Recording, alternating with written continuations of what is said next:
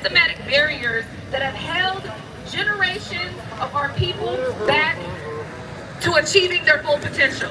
Because you know, they know if they give us some money, they know if they actually give us some tangibles, it's over for them. It's literally over. Don't let me start crip walking out here, you guys. Seriously, I'm from LA. Don't let me start, because I get hyped about this. It's really ridiculous that they have not given us our money. All the other people have gotten their money except for us, because they know how powerful we are and what we are going to do with that money. Yes, clap it up for that. Black people, clap it up for that.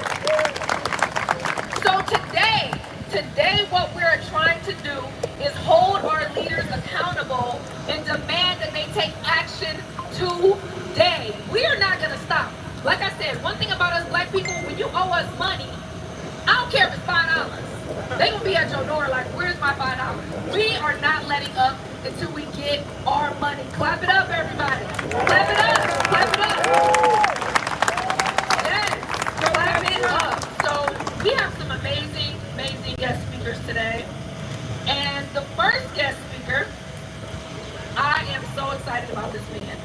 I can't say enough about this man. So this man is a life black nationalist, a Christian minister. He's an author, a filmmaker, an active from his youth to his present, devoting energies to youth groups, political activism, and lobbying. You guys, please welcome the first amazing guest speaker today, Dr. Randy Short.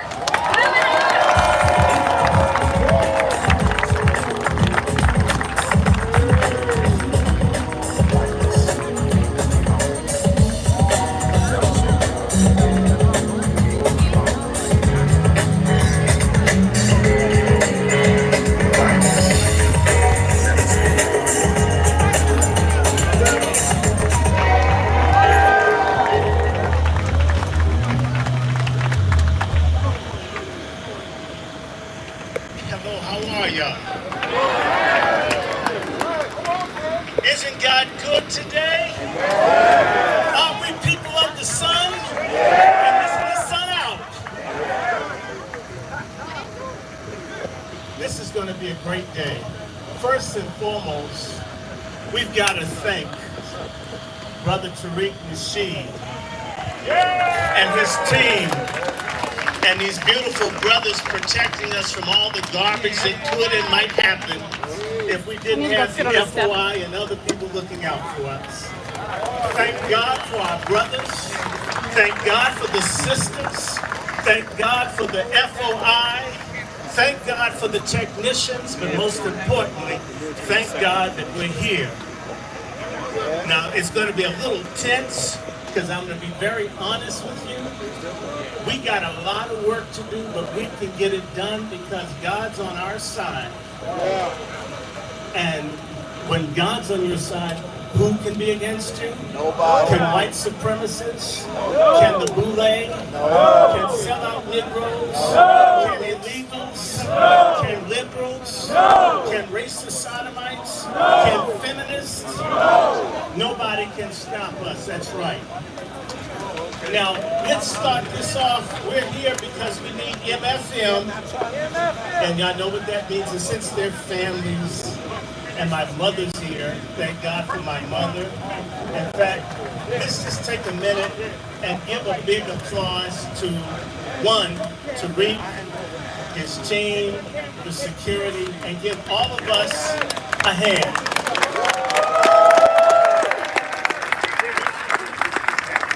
They keep saying that we're not going to get it and we can't get it done, and Tariq and many others in the NewBlackMedia, Sister Vicky, Afro Elite, Black Afro, everybody proves we ain't going no place, and we want our MFM. And I'm going to be polite because there are children here, and I don't want to be in a Diddy situation for being too vulgar, so, my brothers, don't do no cussing. And what if Biden calls me? So I was going to tell my brother, just tell her that you're Chris Hansen. Brothers and sisters, MFM stands for Mother Blank Money. So I'm going to ask you, what do we want? And I want y'all to say MFM. And I want you to shout so loud until Joe Biden's defense busts the leak. And there's so many of y'all here, Mama Harris can't sleep with all of you to convince you to go to their side. So I'm going to ask y'all, what do we want? MFM! What do we want? MFM! What do we need? MFM! What did Nat Turner want? MFM! What did Malcolm want? MFM! What did the Honorable Elijah Muhammad want? MFM! What our ancestors want? MFM! What do we want? MFM! What our sisters want? What MFM! our brothers want? MFM! What the unborn want? MFM! Amen. Let the church say amen. Amen. We're going to do one more. We're going to do one bad word. Because we're going to let our enemies. DC is Boulay Central. It should be called District of Caligula. Then he learned how to do freak-offs down here. This is a nasty town. It's a wicked town. My grandmother used to work in the White House and just stopped working. I wonder why. It's a nasty people in there. We've got to break the curse. Do y'all know in the White House they had to do a cleansing because the slaves would stay in the basement of the White House and dozens of black children died in the White House. It's cursed until we get our money. It's wicked until we get our money. God's not going to do right by this country. Every country in the world is dropping the dollar, hooking up with bricks. Y'all think it's just circumstantial? No, this is God judging America because we don't have our MFM. It's not a handout. We've been handing out land and labor, blood, sweat and tears. They just reenacted the draft yesterday. So they can drink the blood of our young black men they only want to incarcerate. They only want to have the police killed. They only want them addicted. They only want them in foster care, or they want them to get their genitalia hacked off and tell them if you cut your thing off, you can become another sex. No, you go from being a man to a eunuch. You can't change your chromosome, and America can't change its debt that it owes us, and we want every single penny and then some. Somebody say MFM. MFM! You know, people have the nerve. They have the damn temerity, the nerve, the gall to act as if we're beggars in the country that we built. In the country, look, you're here at Potomac. Potomac means land of everything, land of abundance, land of fish. I'm a descendant of the Piscataway. This is my damn land. I'm not getting a rent check from Joe Biden or Kamala to build a house. The Capitol is built on top of the prayer grounds of my people. Can I afford a home in this city that belongs to my people? And I'm the beggar. No. Who steals music? Who steals inventions? Who steals everything? Then put their name on it. My God. We're old. God says so. To whom much is given, you stole 3.6 million square miles of land. You enslaved 5 million people, killed at least 6 or 7 million of us, and then killed the Aboriginals, which is us too. To whom much is given, much is required. MFM is ours. It's a birthright. And it's not to be shared with anybody but us. Okay? No more people of color. That's people on crack, not people of color. We don't hate nobody, but imagine me going to another country and feeling entitled to for the compensation of suffering of people in Jamaica or South Africa or Haiti when I didn't go through that. Isn't that some BS? Somebody tell me that's BS. Y'all agree? Major BS. And when you think about a political system of a country that has billions for Ukraine, Billions to kill Palestinians. Billions to kill Yemenis. Billions to dog the folk in Haiti and traffic their children. And they're going to welch on giving us the money that we're owed. The foundational wealth of America is we black Americans. We made it. Everything is us. They don't have anything without us. That's right. Who defines American culture? That's right. Michael Jackson or Lawrence Welk? Come on. It's our culture. It's our land. And we want our money. That's right. You know, they make it seem as if reparations is crazy. Do you guys know that a reparations bill was approved in Congress 92 years ago for veterans who felt like they should get some extra money for having served in World War I? Now, it got shot down by the Senate, but 92 years ago, on June 15th, 1932, they approved giving $2.4 billion to the veterans. They give money to whomever they wanted to. When the banks collapsed after they set up subprime lending to steal from black Americans yet again, they gave $24 trillion or more to the banks. Don't tell me that you can't cut us a check for $20 trillion.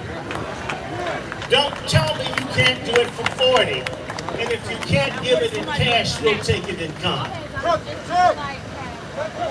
We've got some work to do, people. We need to be very clear. White supremacists and racists and black traitors are all amongst us. They're standing in our way, but they are not greater than we are. Our greatest impediment is the failure of those that are on code to understand how to come together to get our MFM. Am I right or am I wrong? Let me be very clear. We're going into a war. A war has been made on us since the 1500s. Since the Catholic Church decided to split the world between Spain and Portugal, they've been at war with us. Our problem is we've had too many people like that disgraced pastor, Jakes. And he takes it too.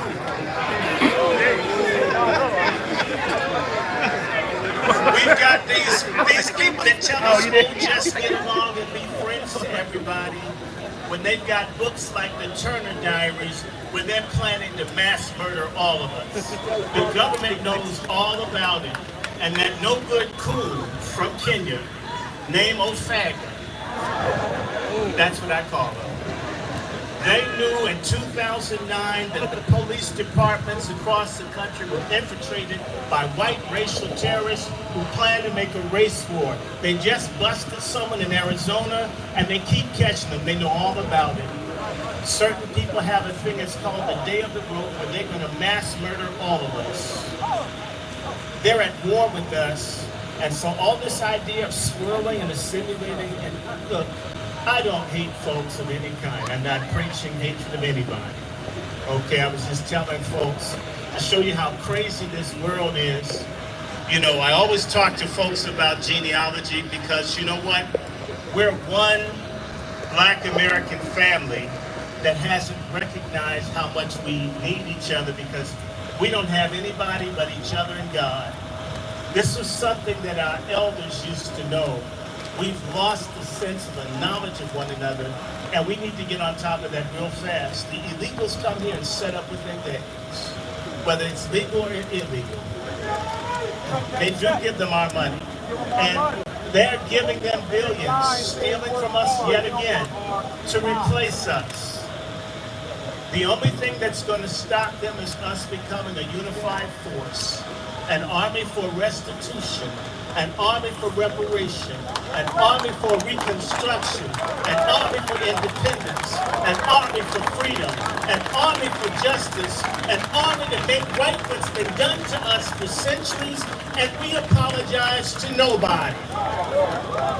You need to begin to elbow your way with even our own.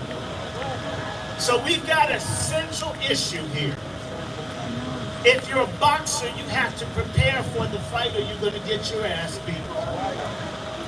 We've gotten flabby. Our music isn't what it used to be. We're not taking care of ourselves like we used to. We don't love each other like we used to. We abort and kill and let Child and Family Services steal our children.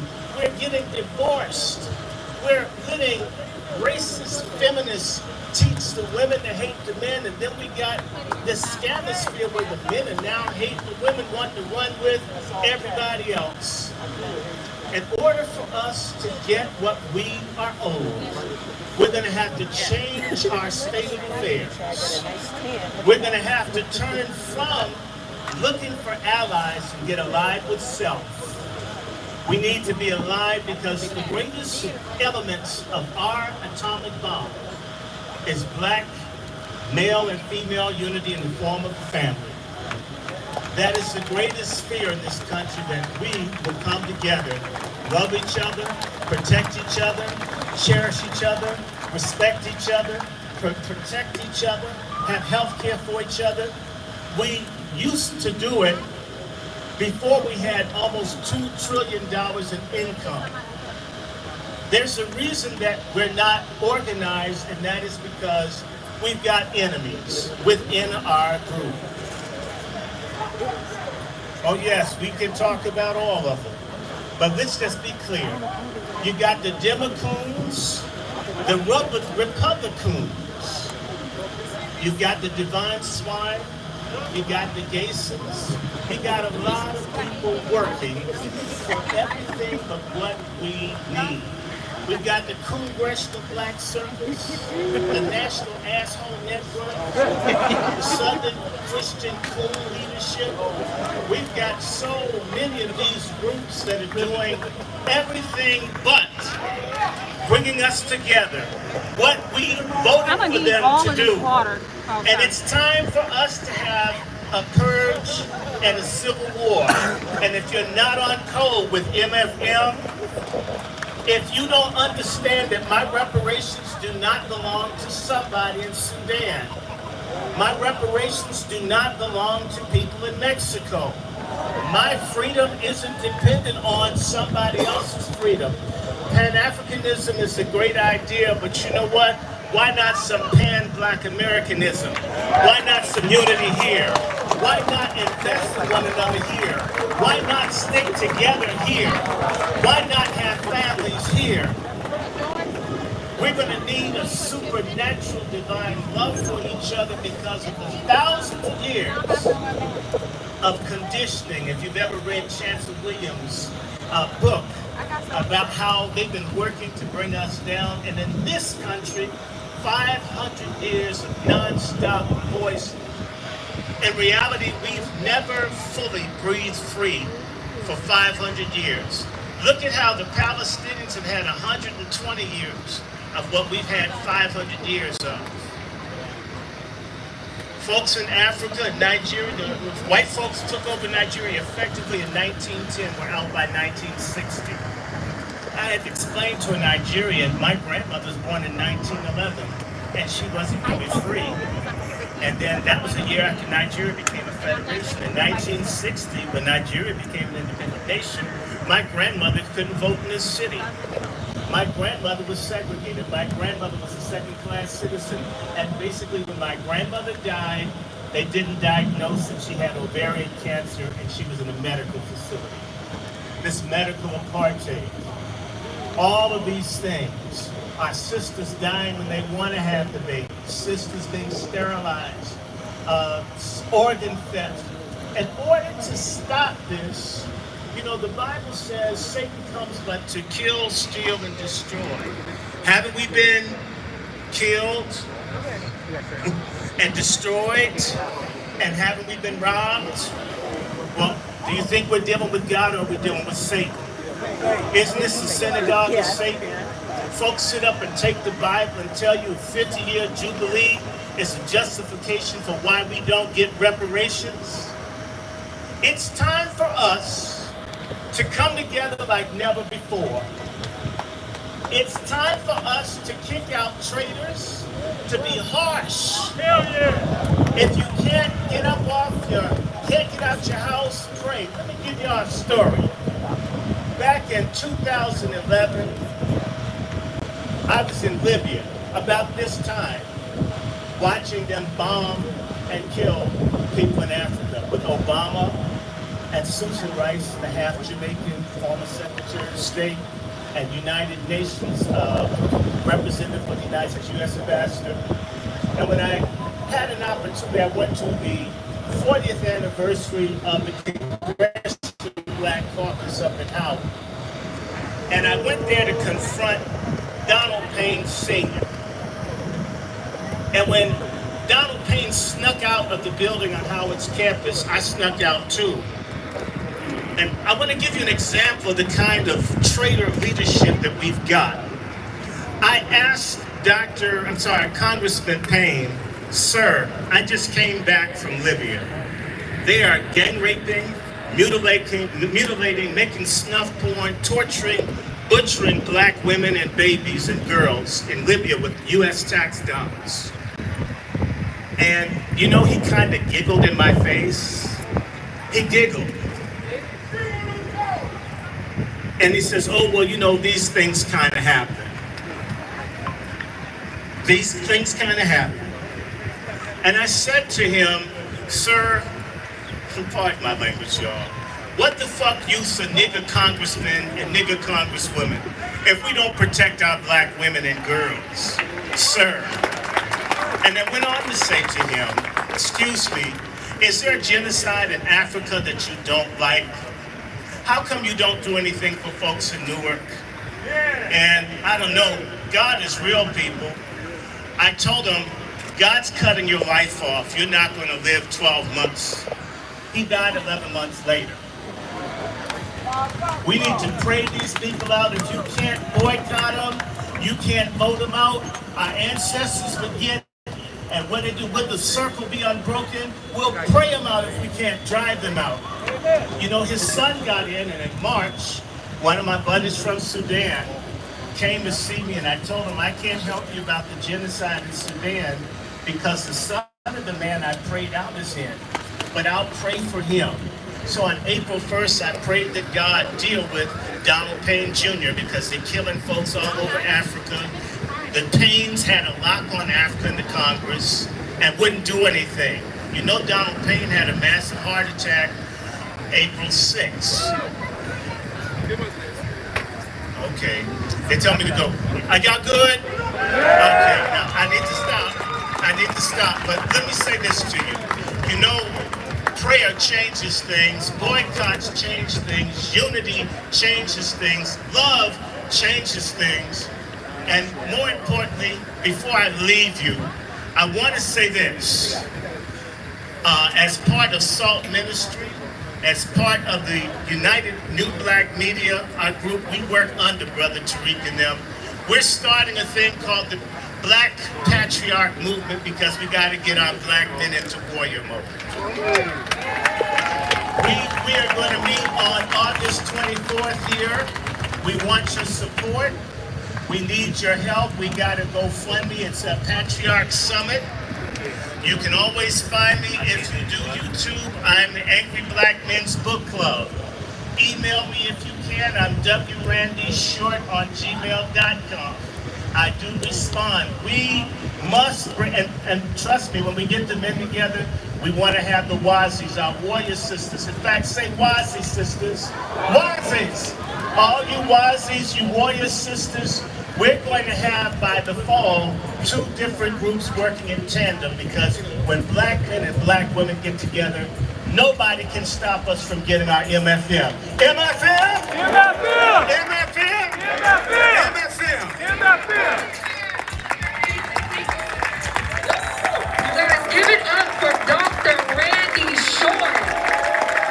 I can listen to him talk all day, seriously. But we're only pressed the time, so we gotta. But give it up, everybody, one more time for Dr. Randy Short. And one more thing. Give me my money.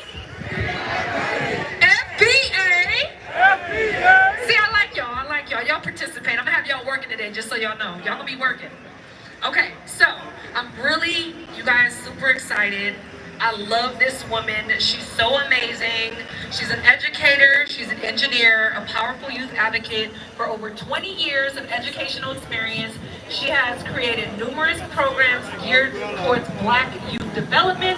This woman has been in countless documentaries, from Buck Breaking to American Maroon to Season 1 Soil, Washington, D.C. She's currently a professor of engineering at Morgan State University. Please welcome Dr. Mahat.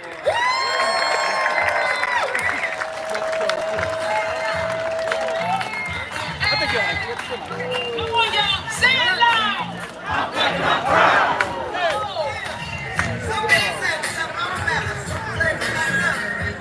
Come on, FBA. Make some noise! Black power! Black power! Black power! Clap it up for your black selves! Can we get a hand clap for Brother Tariq Nasheed? Let's give that brother his flowers while he can smell the mache. Clap it up for your black selves for being here today. And let's clap it up for our ancestors. For we are the sum total of our ancestors. We see far because we stand on their shoulders. Ashe? Call out the names of some of those FBA ancestors. Call them out right now. Malcolm X, Dr. King, come on. Ida B. Wells, Harriet Tubman, call them out, y'all. Nat Turner, call them out, y'all. Fannie Lou Hamer, come on. Huey P. Newton. Come on now, Ashe, y'all, Ashe. Ashe, y'all. The ancestors are smiling right now, family. Whenever we unite and we get on code and we act in our best interest, the ancestors smile. Now, when I say ancestors, I'm not only talking about those who preceded us in death, I'm talking about those who preceded us in life. So right now, people like Dr. Raymond Wimbush, he's smiling right now. Dr. Sandy Darity is smiling right now. Dr. Claude Anderson, our warrior scholars, are smiling right now. Dr. Claude Anderson said that reparations is a necessity. And he said, this man has been on the front line speaking about reparations for decades. And Dr. Claude Anderson said it's a must, because he said FBA does not control a sufficient amount of resources to be competitive in this country. So he said if we don't get reparations, we're going to be done. He said whites control almost 100% of the wealth, power, resources, privileges, and all levels of government. And he stressed that voting is quid pro quo. Dr. Anderson said when we vote for someone, we should get something in return. Come on, you just don't throw away your vote. Listening to the boomers tell you you gotta vote for the lesser of two evils and somebody died for you to vote.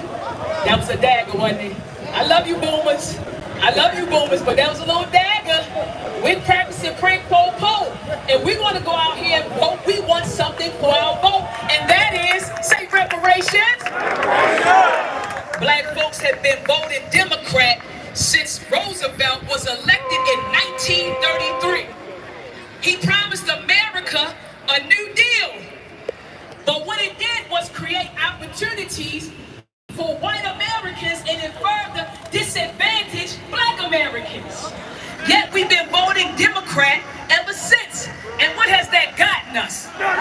Deindustrialized communities with no jobs, failing schools, neighborhoods with no supermarkets. They closed all the recreation centers, mass incarceration. So what have we gotten? Nothing. But is the Republican Party any better? No. We achieved illegal emancipation under the Republican Party, but we only achieved that because, remember, Lincoln wanted to preserve the Union. Remember, he said if I could keep the institution of slavery going, I would do it. achieved true freedom through the Republicans. And then after emancipation was signed on January the 1st, 1863, it was followed by 12 years of Reconstruction. But remember, that ended in 1877 during the Hayes Compromise. That's when they pulled the federal troops out of the South. And what happened? FBA went into semi-slavery, which was Jim Crow. Come on, y'all. So black Americans, we shouldn't be beholden to any party. If you look at my voter's card, it says unaffiliated. We shouldn't be beholden to any party. Only the party that's going to serve our needs. Dr. Avis Wilson told us in his book, Blueprint for Black Power, that we need to start our own black national party anyway. Because he said that the Republican Party and the Democratic Party are two birds on the same plane. And having our own black national political party will help us organize the black vote. It'll help us organize black dollars and enforce a black agenda. So family, I implore you to stop doing three things. Number one, stop voting for voting's sake. Understand that voting is quid pro quo. Say it with me, y'all. Quid pro quo. Don't vote for voting's sake. I know a lot of us are children of the boomers. I know it, and they say, you better vote. They start scaring you in the vote. You better vote. You better vote. You're going to go right back into slavery. You better vote. No, no, no, no, no. We need something for our vote. And if we don't get something for our vote, a lot of us are going to choose the couch. Come on now. Two. That's right. Two. Stop allowing the powers that be to pacify you with symbols. Malcolm X said that the white man will try to satisfy us with symbolic victories rather than economic equity and real justice. So what did Biden give us? Oh, he gave us Juneteenth as a federal holiday. Well, hell, we've been celebrating Juneteenth for decades without the permission of the goddamn government. So you didn't give us anything. Come on now, he gave us a monument of Emmett Till and Mammy Till in Mississippi and Illinois. You know, he'll bring rappers to the White House, right? I call her Ratchet Red. Y'all call her Sexy Red. I call her Ratchet Red. They invited her ratchet self to the White House, and Biden them saying, look, black community, look who I brought into the White House. Then he going to speak at Morehouse College. I was so disgusted when I saw him being the speaker at Morehouse College graduation. Then Trump, what did he do? He produced some sneakers. Talking about that's how he connected with the black community. He said, I'm going to give y'all some sneakers. And then he made a staged Chick-fil-A run in Atlanta. I said, staged Chick-fil-A run. Repeat after me. We don't want that. We don't want that. We want reparations. We want reparations. Then you have 50 Cent. He just went to Capitol Hill. Y'all said, Dr. Ma, I'm throwing daggers right now. Dagger, dagger, dagger, dagger, dagger. 50 Cent went to the Capitol Hill to advocate for black representation in the liquor industry. Repeat after me. We don't want that. We don't want that. We want reparations. We want reparations.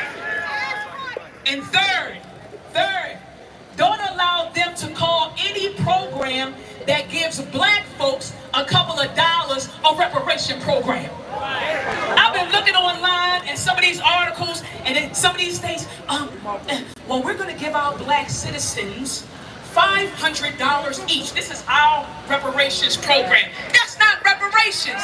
America owes us trillions of dollars. Every day. So $500 payments is not a reparation program. So repeat after me.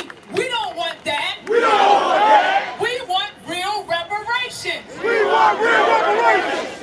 We want reparations not to live comfortably under European domination, but to be a liberated, independent, and self-determined group of people. Self-governance should be our goal. See, when I talk, I use the language of the Maroons. I say liberation. I say sovereignty. I say self-determination. See, the folks who are dominant, folks who love to live under the dominant society, they use words like inclusion and diversity and representation. No, I'm a child of the Maroons, so I'm going to talk about nation, sovereignty, self-determination. So salute to the FBA brothers and sisters who are building homes on land we inherited in the South to create whole towns for us.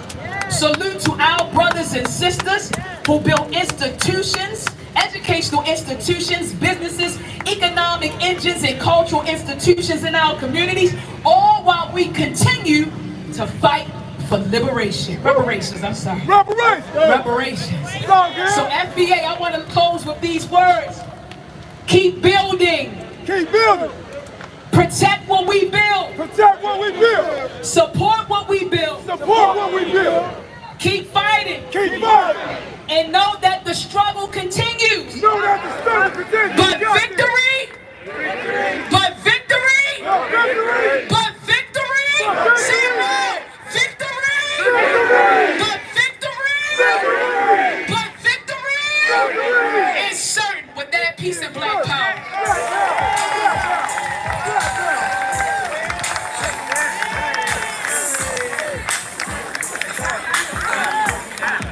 Hey,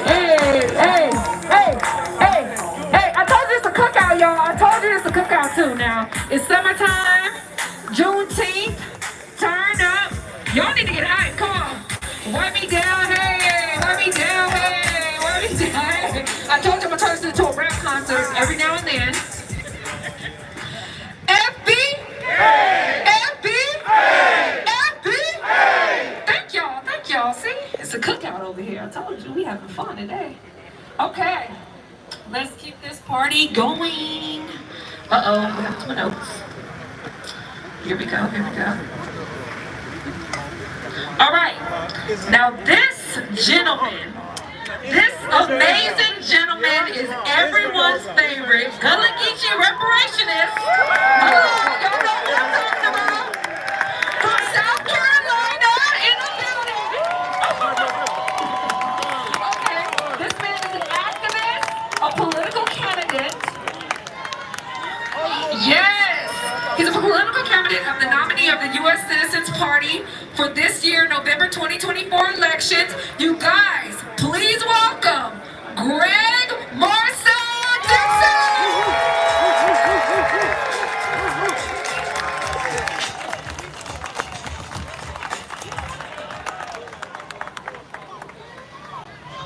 So, greetings everyone. Ready. Before I get into this, we need to get some things out the way. So first of all, I want y'all to give it up for yourselves for being here. But I also want us to give it up for those who wanted to be here but could not make it. Let's hear it for them. I want us to give it up for those who keep the same energy offline that we have for this movement online. And of course, I would be remiss if I did not say, let's give it up for Tariq Nasheed for hosting this monumentous event. And now, on a more somber note, let's have a moment of silence for our people who are suffering injustices and the ones who've left here without ever getting justice. And on that note, I want to ask this. How many of y'all are tired? Y'all tired. Are you sure? Are you tired or are you sleepy? Now I'm one brother. You see, a tired person is a fed up person who's not going to take it anymore and who's going to fight to change things. A sleepy person is a defeated, inactive person. So let us not be a sleepy person. Now, last time we had this event, I talked about the basics of reparations. I talked about how they don't go to all black people. They only go to those of us of the lineage who are foundational black Americans and who have the federal status of freedom. I spoke about how this federal government does not depend on our tax dollars for spending. That America is a monetary sovereign, and they can afford anything they want once they account for inflation. I spoke about how even though racism is a plague that needs to end, reparations is not about ending racism. Reparations is about a debt that is owed, and it's been owed to us for centuries. We've talked about what reparations were, but now I'm going to talk about how we get reparations. Now, before I go into that, let me be very clear. If there's a candidate or elected official who's not offering us anything, I don't believe in supporting that elected official or candidate. I've never done that in my life. In that case, I support us choosing the couch. But what I do not support is us becoming a couch potato. Okay? Come on, Greg! Have you ever seen a couch potato? Yes. I'm not talking about those whose mobility is limited because of health issues.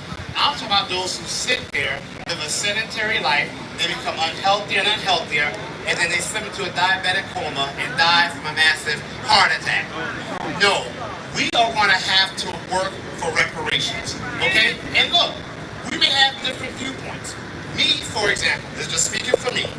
Unless a candidate is unadulteratedly anti-FBA freedom, if a candidate is for stopping this mass immigration invasion, I'm going to support that. Look at what's happening in California. You have all these white Hispanics running their mouths, talking trash about us getting what they're owed, and their parents came here illegally. So if we think we face a lot of hatred now, you have no idea the level of hatred people coming to this country illegally only because we thought they're able to come here until we meet them. I'm going to start with elective abortion. 20 million dead black babies is a genocide. But you may not agree with that, and that's okay. We all have different political viewpoints, but we all must have one political priority. And that priority is what? Reparations! Cut that shit! Exactly. And don't fall for the trick language. I've been hearing this trick language lately of them saying, I support reparations. I support reparations. That's insufficient. Other groups don't get support. White Americans for centuries got land, housing, all kinds of special benefits.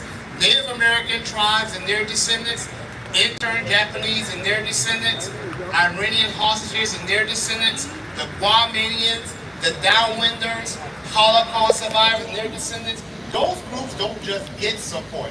They get specific policies that leads to them getting money, housing, land, and having other means of ownership. So do not fall for that trick language. And look, y'all, we're going to have to work for it. I heard Dr. Randy Short say that. We are going to have to work for it. We definitely need to be organizing in the streets. Yes, we do. But I need us to understand this very important thing here. Reparations in this nation have never, ever, ever happened outside of the political structure. So let's organize in the streets, but let's organize in the streets of getting people who are going to fight for us in those political seats. We want you, Brian! And listen, I understand that we're tired. All of us are tired, but we cannot tire out. We need our own media companies to get our message out there for us, okay? We need our own political action committees to advance our political agenda specifically for us. We need organizations that have status-based benefits specifically for us. And we need candidates who are going to be willing to stand up and fight for us. Right now, we have elected officials who are literally willing to stand up and fight for anyone besides us, even people who have come to this nation illegally. But those candidates need teams. They need people to make phone calls. They need people to knock on doors. They need our money. We got to give it to them. Print signs. They need people to distribute flyers. They need people to be donors and people to do fundraising. Woo! Come on, we cannot Greg! have warriors out on the battlefield without a shield. Okay? And look, it's not fair. I get that. It's not fair that we have to fight for something that should have been ours already.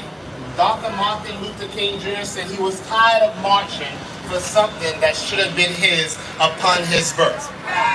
But American slavery was not fair. It was not fair that we were enslaved, and yet we had to fight for centuries to end slavery. During the days of sharecropping, debtor's prison, torturous medical experiments, racial massacres, land theft, exclusion from wealth building programs, Jim Crow, and redlining, those things were being done to us, yet we had to fight to make those stop. It's unfair, but look at us here. It's not undoable. That's right. We built America, Greg. We can do it.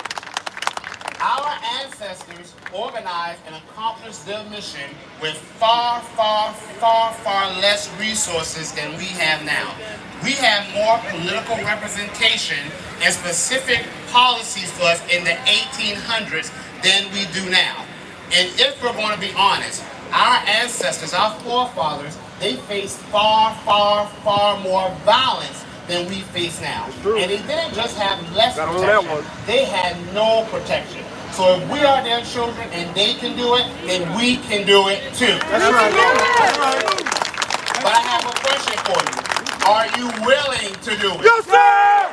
Yes, sir! We cannot treat reparations this moving like a football game and we are in the stalls cheering. No, we don't need cheerleaders in this movement. We need everyone out on the field. Action! We need Now, that action! some of you might say, no, Marcel, I get that. I understand, but I'm going to keep a low profile. I'm going to keep my head low. I'm not going to rock the boat. I'm worried about my house. I'm worried about my family. I'm worried about losing my job. Let me make something very clear to all of us here. If you don't stand up for us, you are actually putting yourself in more danger. You are putting your family in more danger. And you're putting all of your people in more danger. Look at it that way. Look at it that The way. same thing goes for me. If I don't stand up and fight for us, I'm putting myself in danger. I'm putting my family in danger. And I'm putting all of my people in more danger. Don't believe it? Let's look at nature. Take a lion, for example. You know the type of prey a lion usually targets? They go for the weakest, most cowering animal they can find. Being a coward is not keeping that animal safe. It makes them more of a target. On the other hand, when a lion comes across an animal that's active, that's vigilant, mighty, and strong, that lion remembers it's just a pussycat and it backs off. Now, we need to understand by keeping a low profile, Dr. Martin Luther King Jr. said they come from one of us, let them know it's 100 of us. If they come for 100 of us, let them know it's 1,000 of us. If they come for 1,000 of us, let them know it's 10,000 of us. The point was, they can't get us all. And when they see all of us, they're going to realize they don't want to deal with none of us. Now, I'm going to say this here. And I have nothing against this in particular. I've been all around D.C. and I've been seeing a lot of rainbow flags. And people say they have pride. Well, I have pride too. I'm proud every damn day of being foundational Black American. Okay? Now, I have pride. Okay? I have pride. A lot of pride. And yet, I look at the Ukrainian flag, the rainbow flag. They get everyone's flags right, but being that this is Juneteenth, one day, and they still can't get our flag right. Still can't get it right. That's not because of us, but it's cost of it is us. We allow too much disrespect on our names, and we have to stop it. Okay? Talk about it, We Greg. have to stop allowing that. Listen, I said this before. If we were to the bottom of this nation because of poor decisions that we have made, I would be up here telling us, get it together. But the truth of the matter is, this is irrefutable. I don't even engage in arguments against this fact. We are to the bottom of this nation because of terroristic decisions this federal government made. I went to the Korean War Memorial, and they have a quote there saying, freedom isn't free. Oh yeah, we know. We know. The government caused the problem. Now the government to us is going to pay the cost of the problem. Okay? It's important for us to take care of our physical, mental health. So when I see you, I'm going to ask you, how are you doing? I'm going to ask you, how are you feeling? But then I'm going to also ask, what are you building? Okay? And I want to say, we deserve our constitutional rights. We are not looking to the government to save us. We don't need to be saved. We just need to be paid. Great Marcel there. Thank you, everybody. Thank you. Mr. Dixon, you can dress. You can dress your behind off, sir. That man can dress. I'm sorry. He can dress. So give it up one more time for Marcel Dixon. Give me the check. Come on, y'all. Y'all can do better than that. Give me the check. Give me the check. Okay, I'm like FB. Thank you. I love you. Give yourselves a hand right now. Give yourselves a hand. Now, the man that's coming up right now, to be honest, he really needs no introduction. This is the man that put this entire reparations rally together. This man has taught us about our hidden history through our ancestors, hidden colors 1, 2, 3, 4, 5, 1804, American Maroon, microphone check. Okay, now I'm about to bring the man of the hour, Tariq Nasheed.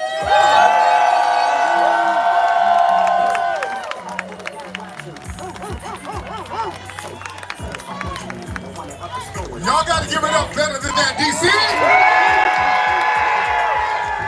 Give it up, DC. Thank you. Give yourselves a round of applause, DC. It is beautiful out here in Washington, DC. I'm so glad to be out here with you guys. It's hot as hell, but I'm here. I got on my suit. Oh yeah! I'm about to go down to Burlington and get some flip-flops, but I'm here with you. Family, first of all, happy Juneteenth. I'm very stingy about our culture, family. Are you stingy about your culture?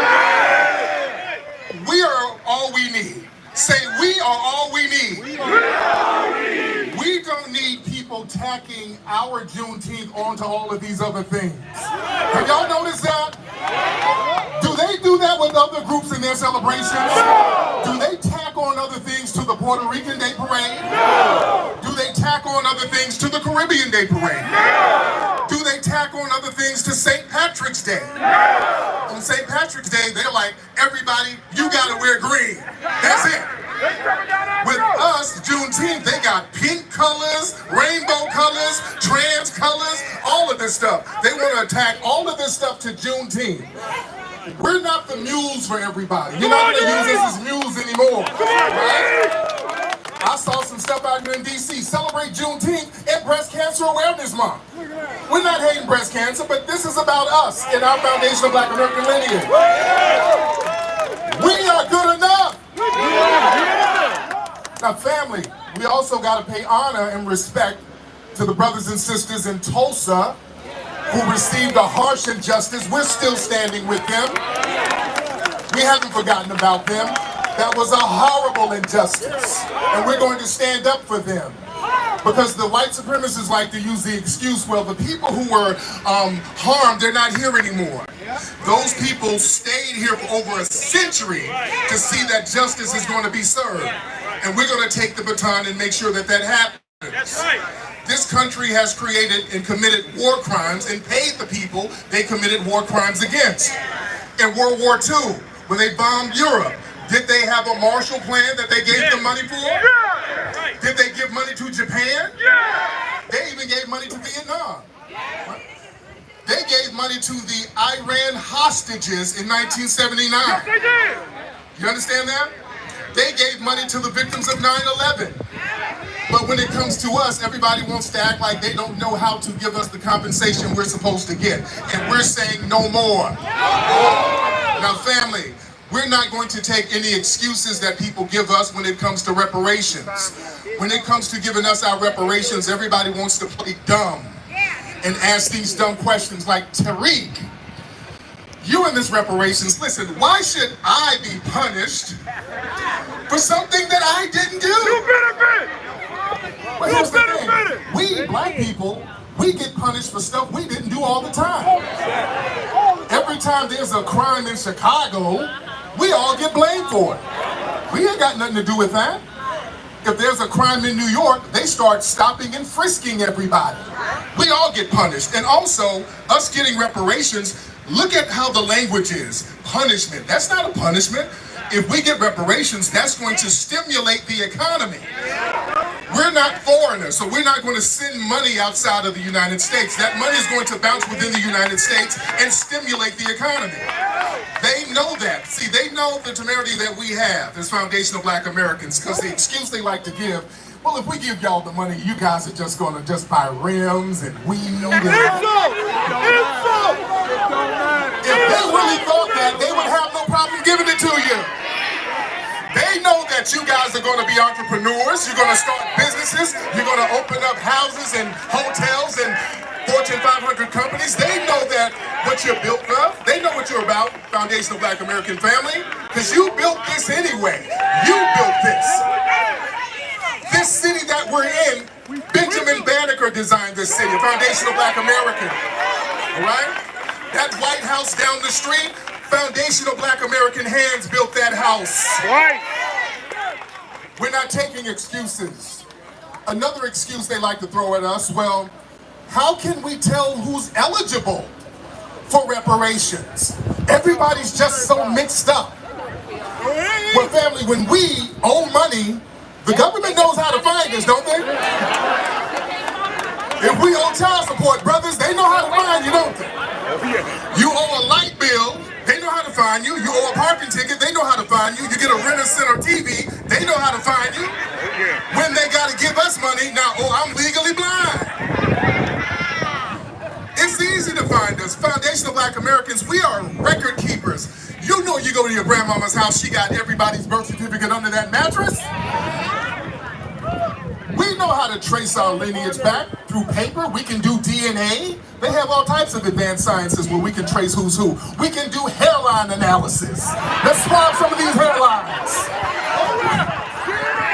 Because we might get some people trying to be $5 FBAs out here. We're checking hairlines. And the DNA says, you're from Uganda. You're not qualified. Listen. Another thing they try to say to us, well, listen, Black people, don't worry. Stop worrying about reparations. They try to do a shaming tactic on us. They say, well, listen, and the Anglo-Europeans are very good at the shaming tactic. They say, well, you guys are begging for reparations. That's like begging. Why are you begging, Black people?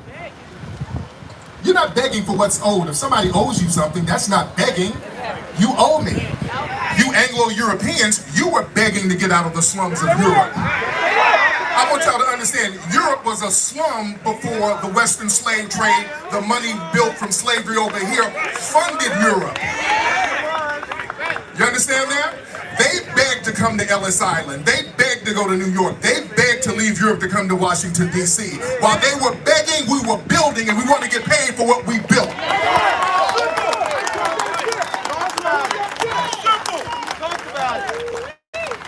Family, another thing they try to do is say, well, how about individual responsibility? Just work hard. If you work hard, you wouldn't need reparations. No. Because see, they attacked us and oppressed us as a group. We couldn't get out of slavery because of the federal government. The federal government had us tied up in slavery. They used the military to go into Florida during the Seminole Wars to get Black people to try to put them in slavery. They used the Fugitive Slave Act. When we did go to free states, they would use that to come get us and put us back in slavery. You understand? So our foundational Black American family, we fought against that because they even had dogs that were trained to go and hunt us. This was government sanctioned. Now, some of our FBA family, they learned how to kill those dogs by crushing up glass and baking the glass and bread and frying the bread. They're called hush puppies. Did y'all know that? Oh, they hush the puppies all right. Fuck God!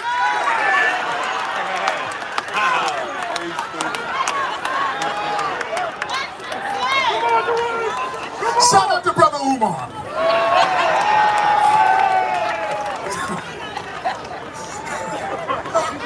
Listen, I'm in California family, they threw some numbers out there. See, when you talk about reparations, people, they'll kind of lurk around and wait on some numbers. So now some numbers have been thrown in California. They threw an $800 billion number out there. And boy, people lost their minds. The first people to lose their mind were the immigrants, the Hispanic immigrants. They were the first ones to come out and say, hey, hold on, wait a minute. I just got here. Why should I owe? Why should I be on the hook for somewhere? I just got here. Well, damn it, you just got here. You're getting all of our tax dollars. You're here because of us.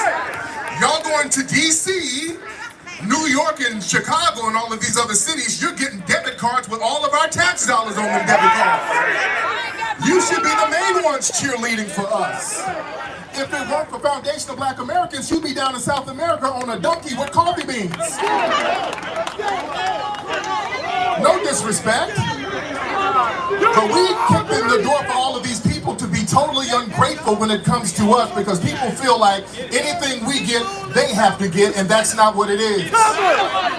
Another thing people try to say is, well, how about instead of going after the government, just go after individual entities and institutions that had you enslaved? Here's the problem.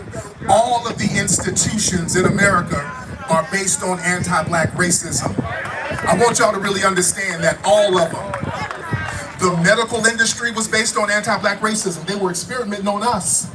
The banking system, they were putting in money to enslave us. The railroad system, we were doing the railroad system. We had to build the initial railroad system.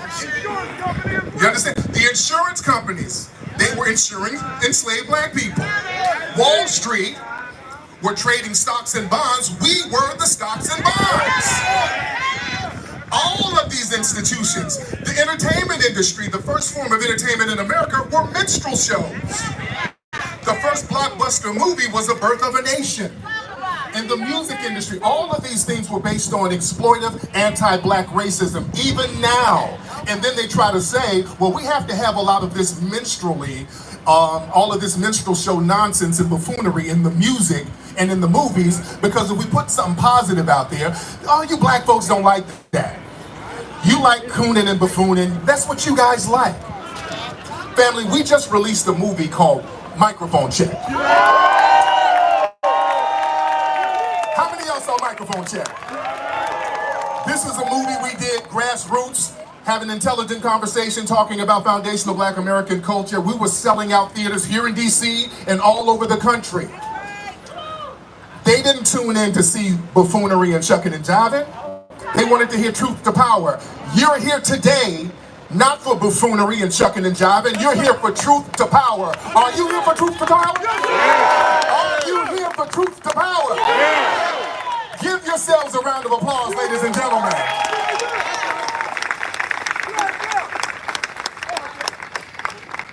Ladies and gentlemen, we got somebody coming to the stage. My sister, where is she? Is she ready? Vicky, we waiting for Vicky. Let's get Vicky Dillon. I gotta get my sister Vicky. All right. We about to get our sister in here, ladies and gentlemen. But I'm glad y'all came out, man. We're gonna have a great time today, man. We got a lot of more phenomenal speakers. We got our good brother Big Daddy Kane performing later. Yes, indeed.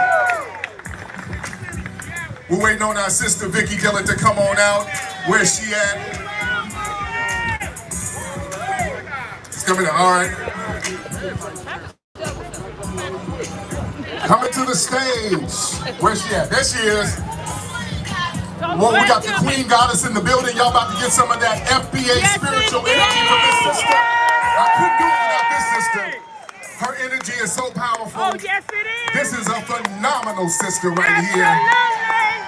I want y'all to give it up, Washington, D.C., for the Queen Mother, Miss Vicky Dillon.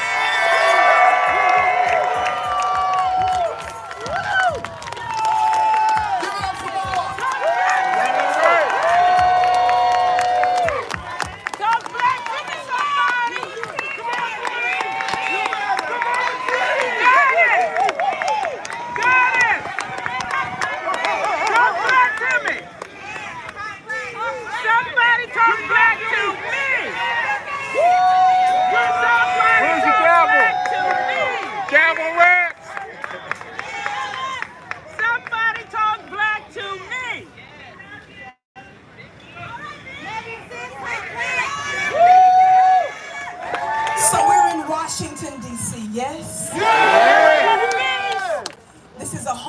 White House. Somebody say, we built this. This is the home of Congress, yes? And this is the home of the Supreme Court of these United States of America. We're in a power center, black family, the capital. So I thought it appropriate. Somebody help me with my notes here. I thought it appropriate. Watch this. Thank you, precious.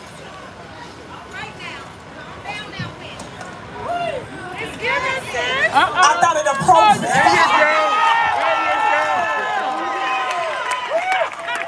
that we hold Congress and court all at the same time. All rise.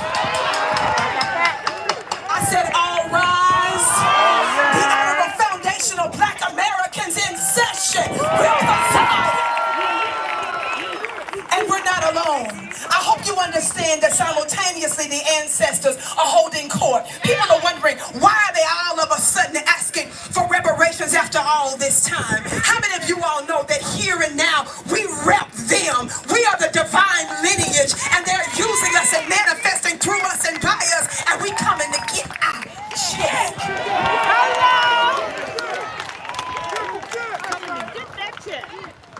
For the record, I love to talk from this book called How White Folks Got So Rich. Somebody say, it's no wonder. It wasn't because they worked hard. It was because they was hardly working. Talk black to me, somebody. I want to remind you and just tell you just a few things in terms of laws and legislations that were directly or indirectly having to do with the codification of our oppression after they claimed they freed us from chattel slavery. Yes?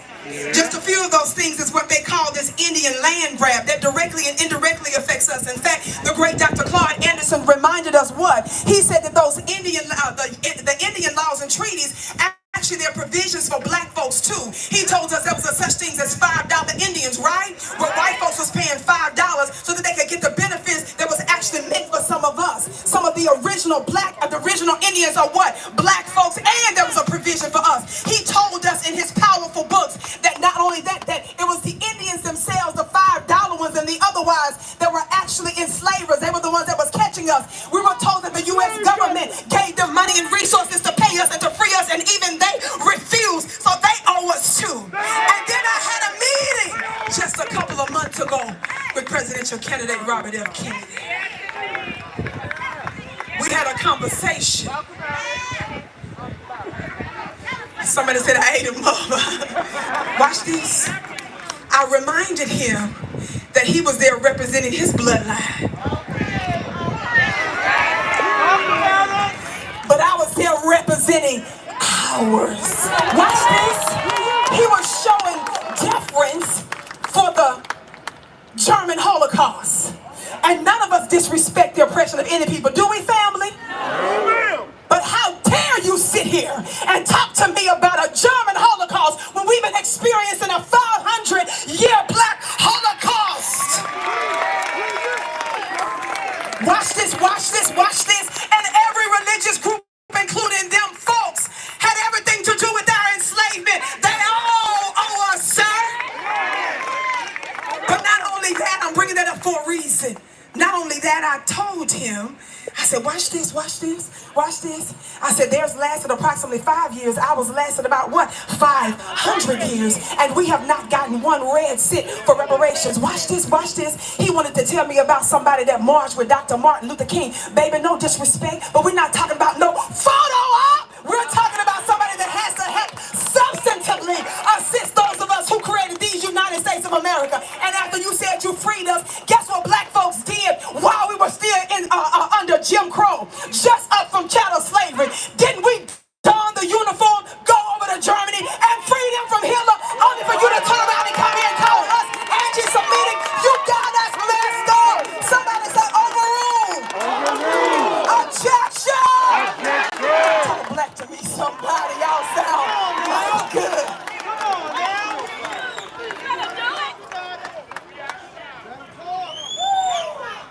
I want to be a little technical because we're in D.C. I only got a few minutes. But since we're here, it's real easy for them to make us think that we've overcome something.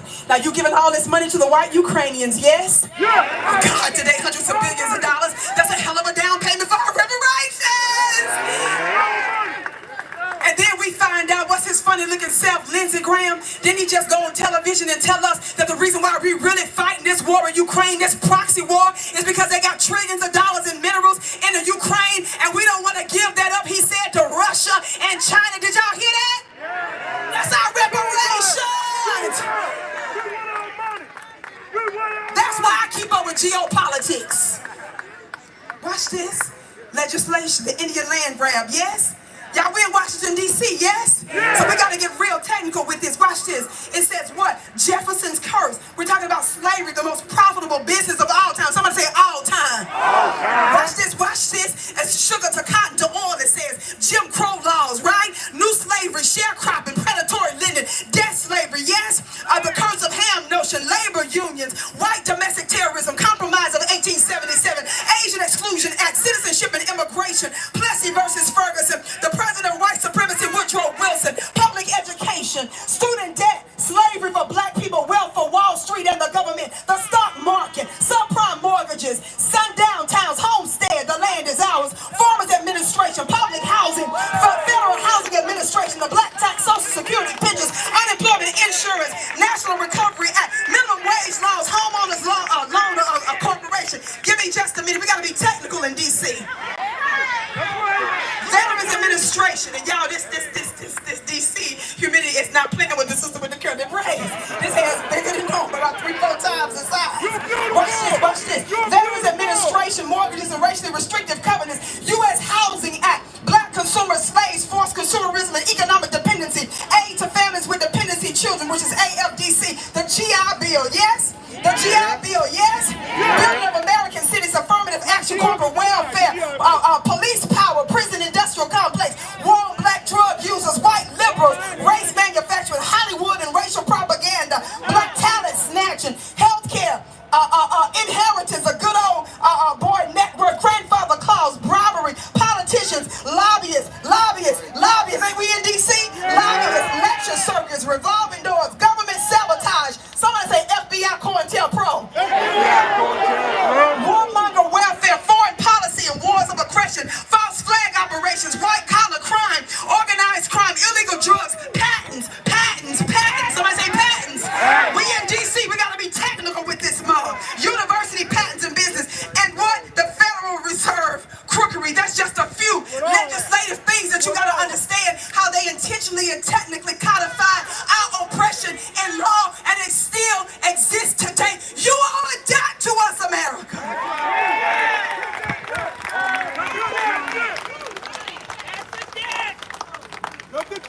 And so we're doing all this talking. We're talking about the worst humanity crisis, they say, in them folks that's ever happened. They talking about Hitler. But I need y'all to help me with history real quick while they playing by this 500-year Holocaust. Watch this. Hitler got his inspiration from who? Wait a minute, I need you to say it again. Who did Hitler follow for his eugenics? Or who did he copy? But they want us to believe that he was the worst of the worst, and he got his points from anti-black racist tactics. America, you owe us. And don't you forget it. Watch this. Couple more things. I'm going to go sit down. Can y'all hang with me for just one more minute? For just one more minute? So when I met with RFK, thank you, Precious, I quoted something from Thomas Jefferson. How many of y'all know anything about Thomas Jefferson? Slave master! What y'all know about Thomas Jefferson? Y'all know I'm a spiritual, right? Don't play with it, don't play with it, don't play with it. Watch this, I gotta get the quote right. I wanna get the quote exact and right. Here it is. Watch this. I'll say, brother. Watch this. In a couple of different places in history, Thomas Jefferson knew that America would have to pay for her original sin. Are y'all connecting the dots with all this stuff that I'm talking about, making the case for reparations? Are y'all with me on this? I'm trying to let you know that one of their so-called founding fathers, that are pedophiles and slaveholders, them criminals and stuff, who they revere, watch this, He said in one place, indeed I tremble for my country when I reflect that God is just, that his justice cannot sleep forever, that considering numbers, nature, and natural means only a revolution of the wheel of fortune. Somebody say wheel of fortune. An exchange of situation is among possible events. Watch this. That it may become probable by supernatural interference. Somebody say supernatural interference. He was tripped out because he was concerned that there would be a wheel of fortune, a changing, a turning, a spiritual interference having to do with them having to pay a price for their enslavement, their original sin. And so I want you to know, beloved, that that's exactly what we're here for now. Yes, I'm almost done. I'm almost done. I'm almost done. I'm almost done. Now with this new contract, y'all, because we're in the place of paperwork and document, yes? Is that where we are? I want you to understand as I teach my students in my mystery school, shameless plug,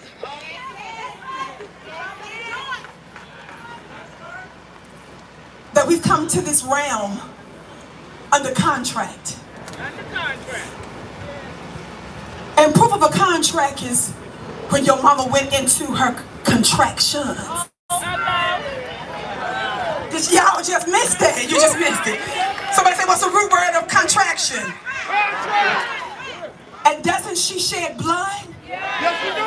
And so it's sealed in blood. I want you to see your lines, your bloodlines that you rep here, baby. America owes us a different kind of contract. The royal bloodline that's here, that's representing us. Can you imagine with me just for a minute?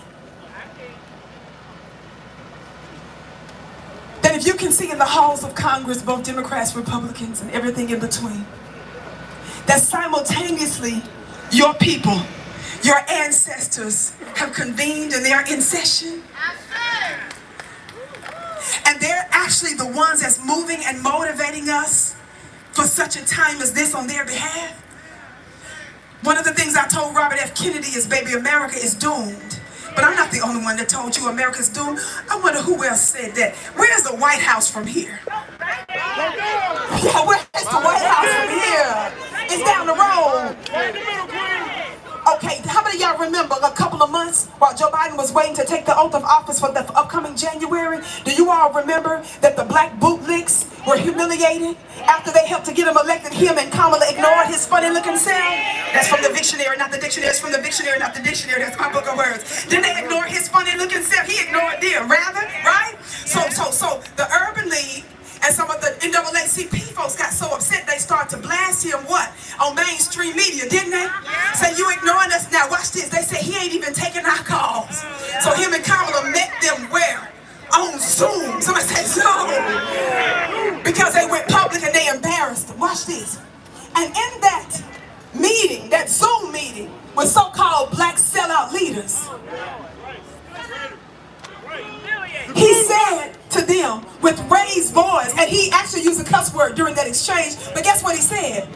He said, America is doomed, not just because of black people. Did he say it, somebody?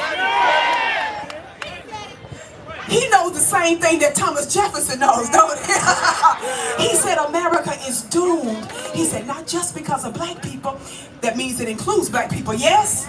But also because white folks, the Europeans here, are going to be the minority come what? 2040. Watch this, watch this, watch this. America, the reason why you catching hell all over the world is directly and indirectly related to the fact that you refuse to voluntarily do justice violence. Now you can do justice voluntarily. Finish it for me. Or, but you ain't got no choice. So one of the things I wanted to remind him, that America is doomed and the die is cast. And who are we to be patient? Who are we to keep waiting? Who else rolls around in the presence of their tormentors for 500 years and don't become Al-Qaeda on these mugs? Now, y'all know, I'm not sitting here talking about being reckless and crazy. Y'all know I'm talking about following all the rules and regulations and the laws and stuff, right? But we some patient people. What manner of people are we? Yes? That we would be amongst our oppressors and tormented for this long and still have patience with them. Now I say about them, what manner of man and woman are they? to think with a straight face. You're going to play in our face. Thank you, precious. And say, why should you pay reparations? After 500 years, the Lord wants you to turn the other cheek. That's what they want us to say. The Lord wants you to turn the other cheek, yes? Well, I'm going to take you back to Sunday school with your Lord and Savior, Jesus Christ. Talk back to me, somebody. First of all, you want us to revere this man that none of us has ever seen from over 2,000 years ago and revere this Messiah on Calvary. Watch this, watch this. But J. Edgar Hoover was concerned about another type of Messiah. I said J. Edgar Hoover, the former director of what? The FBI. And by the way, them folks want us to all of a sudden care because white folks getting caught up in the FBI. They talking about how they weaponizing the courts now and the courts ruling against us and the FBI. We ain't got time for none of that. You gotta get behind us. Where y'all been this whole time when we were screaming about how they were weaponizing these government agencies and the courts against us, and now you want to cry a river? Well, let me tell you, it's prophetic. Their system is turning on them until they do right by us. I gotta go. J. Edgar Hoover was concerned about another Messiah, yes? What did J. Edgar Hoover say? What did the government documents show? The government documents show that was classified for a time said that he was concerned about what? A black Messiah. And so they put us under surveillance and they started to speculate about who it could be. One that could do what? Unify and what? Electrify the people. Well, let me say something to you, and I don't want to offend you. But if we're talking about a stringy-haired, blue-eyed, pale-faced Jesus in a place you call Calvary over there in the Middle East, because you're worried about him being strung up on a tree, I want to say to you something. There are a whole bunch of Calvaries right here in these United States of America. Our mothers and fathers were lynched and their bodies weren't kept intact. They were set on fire. They were dismembered. They ate the phalluses of our fathers. Talk black to me, somebody. They burned our mothers. So if you're going to say anything to me about somebody, we need to reverence some Messiah, baby. Let's talk about the one that J. Edgar Hoover was worried about. And I'm bringing them up here and now to say, for their sake, we are demanding reparations. And for those of you that's rich enough, those of you that say, I'm good, I don't need the reparations. I don't need that. And the other group, I'm gonna deal with you real quick and I'm out of here. Well, black, the reason y'all can't get legally no reparations, because you're using the word black, and you gotta be a nation to be black. Stop using the word. Let me help you understand something.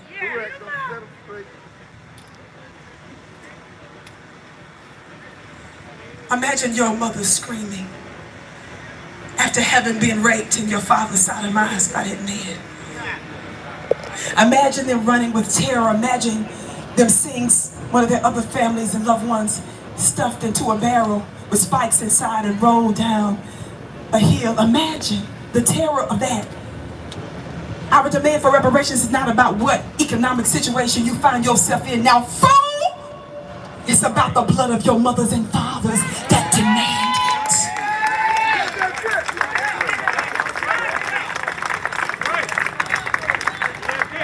it. Say it again, sister.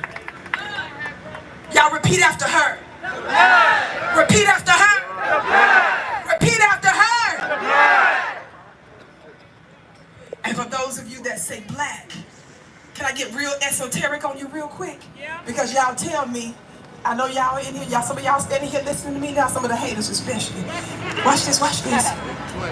Don't y'all tell me that the reason we can't get it is because we use the word black, and the word black means what? Say it again. Say it louder. Say it louder. But what you don't understand about that word black and dead,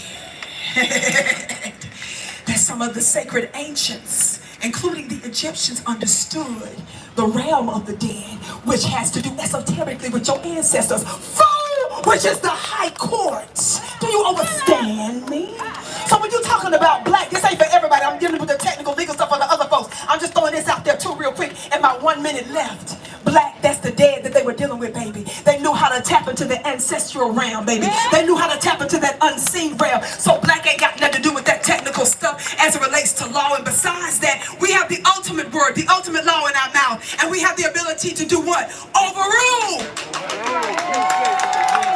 And we can also do a new constitution or add what? Amendments and adjustments to it.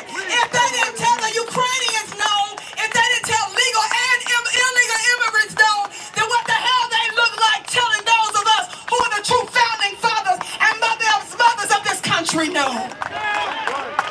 I gotta go. So we've held spiritual court and natural court, and so we now invoke the ancestral realm. And it is my prayer, my address to your ancestors and mine that represent the foundational, that we're representing here foundational Black Americans. And we decree and declare and invoke and unleash their power and their presence here in Washington, D.C. now. We ask our ancestors that you begin to move throughout this space and the place, through Congress, through White House, through the courts of the decision makers, the lawmakers, the lobbyists, and those that influence the seen and unseen forces. We're asking you, who shed your blood and paid an ultimate price, to be with us and to manifest and express yourself by us and through us in our gifts. Be our hands and be our feet and be our mouth. Ancestors, they have mocked us and we become a byword amongst the nations of the world. Let them know who's boss.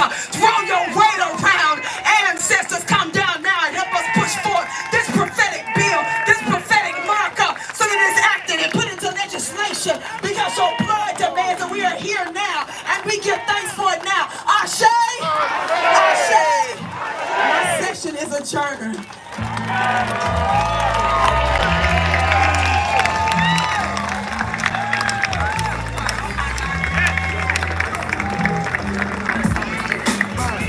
Man, divine, feminine energy at its finest. Give it up for Vicki Dillard. One more time, give it up for her.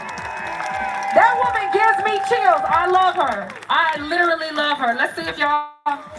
FBA. FBA. Give me my money. Okay, y'all still here. Okay, that's what's up. Okay, let's keep this going because we're running out of time, guys. Here we go. So, the next amazing man I'm bringing up, y'all know him as a business bully, a powerhouse, a world of business coaching, magnetic motivational speaker, 21-time best-selling author. Please give it up for Dave Anderson. Hey, Taz, what's up?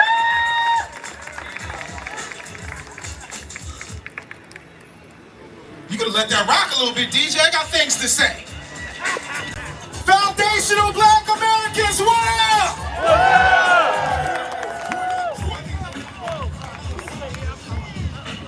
Kill it, DJ. Ladies and gentlemen, I rarely come up here with a script or notes, but I want to get this right because I don't want you to miss anything I have to say, amen? Foundational Black Americans, our time is now. We stand on the shoulders of giants, yet we still carry the weight of systematic injustice. Today we demand reparations, not as a handout. Say not as a handout. Not as a handout. But as a rightful claim. Brothers and sisters, I need to be honest with you. We're all family here, correct? We're all family here. Family? Family? Well, family, I gotta tell y'all some harsh, horrible truths. And the first one is our fight is not just with the government alone. The fight is also with ourselves. Ladies and gentlemen, I contend that we need self-reparations. Now, I've known Brother Risa Islam for about 10 years. And he told me to tell you a specific number. That number is 312. Say 312. 312. Does anybody know the significance of 312? Does anybody know the significance of 312? Of course you don't. 312 is the amount of pounds I've lost over the past couple of years. 312 is the amount of pounds I've lost over the past couple of years. I am 249 pounds, but I was 561 the last time my brother saw me. So I was 39 pounds short of being on 600-pound life. They ain't want me though. We have got got to stop as a people neglecting our health. Does anybody know that there are 3 types of diabetes? There's type 1. You're born with that. There's type 2, that's acquired. But do you know what type 3 diabetes is? We call it Alzheimer's and dementia. That is type 3 diabetes. And that's what happens. Your brain stops functioning because it's got too much sugar on it. Because too many of us think it's sweet when we're taking in things that we have absolutely no business taking in. And so my weight loss journey wasn't just a physical transformation. It was a declaration that I was not going to be yet another fat, black, dead statistic. To put that another way, we love to talk about reparations. We love to talk about revolution. We love to talk about fighting injustice. But the truth of the matter is, how can you do that if you can't even bend over and tie your shoes? How can you do that if you're tied to an oxygen tank? Short answer is, you can't. So first thing we need to do is get healthy physically. I know y'all don't like it because grandmama got the bingo wings and they shake when she's mixing up the mac and cheese, but we had enough. Everything in moderation except for reparations. Everything in moderation except for reparations. But our health extends past the physical. Brothers and sisters, what about our financial health? According to the Bureau of Labor and Statistics, my business partner and friend Vicky Dillon loves the facts, so somebody talk black to me for a minute. According to the Bureau of Labor and Statistics, the so-called African Americans don't have $500 in case of an emergency. According to the Bureau of Labor and Statistics, black people don't have $500 in the event of an unforeseen emergency. Despicable. Let me put it to you in a real sense. How many times has somebody died, and then we get on social media and we hear about it, and then the next thing you know, there's a post, and we all know what the post says. It's okay, I'll say the bad thing out loud that you're too nice to say. It's either a GoFundMe or a fish fry.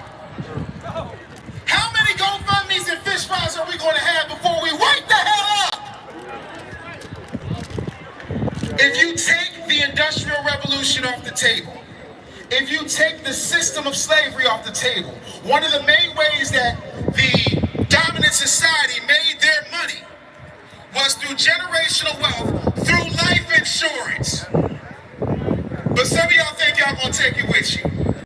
Not realizing that when you die, you leave your children a burden and to pick up the pieces. We are suffering from a failed system of improper planning, if there's any planning at all. And it must stop today. I demand that you find a black insurance agent and get yourself a policy. Point blank and period. There is nothing wrong with insurance. It's so funny to me how you have no problem getting insurance for your car. Oh, because that's the law. So do we have to have a law for you to make sure that you provide for your children in the event of your untimely death? We shouldn't have to. Nobody should have to pull together and be stressed. We need to secure our future.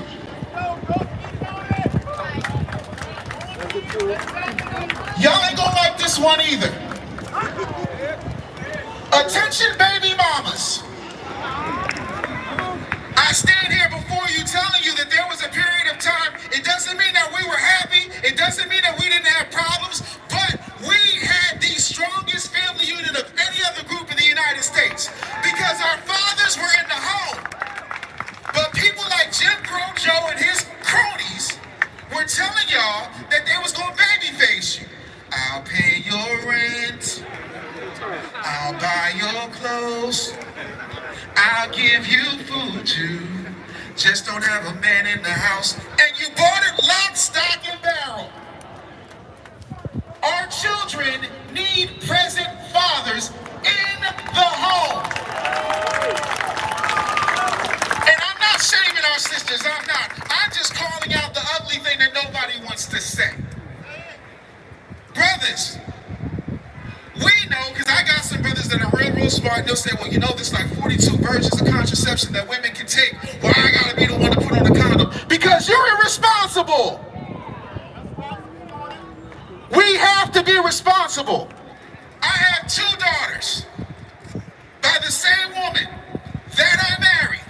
I have no children out of wedlock. I have insurance policies that each one of them have a single beneficiary on, and it's them. The second I die, every one of my immediate family members are instant millionaires, and it ain't hard to do. But you have not because you ask not. That's also in the Bible.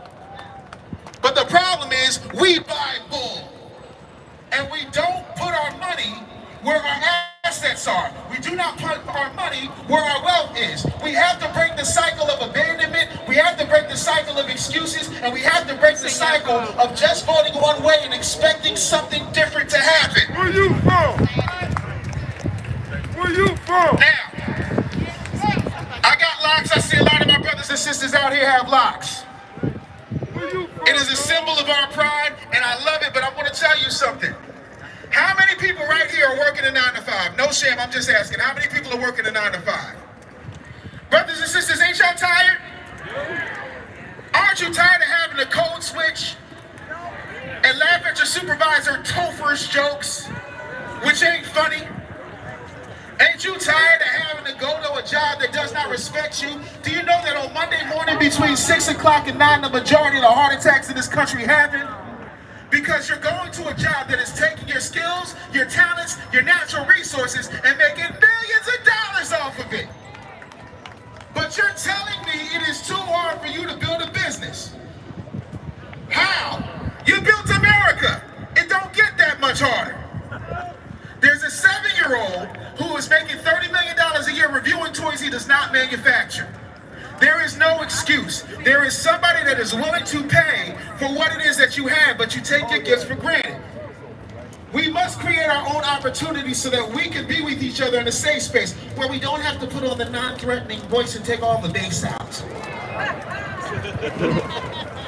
As an entrepreneur, I help black people scale their businesses to 6 or 7 figures.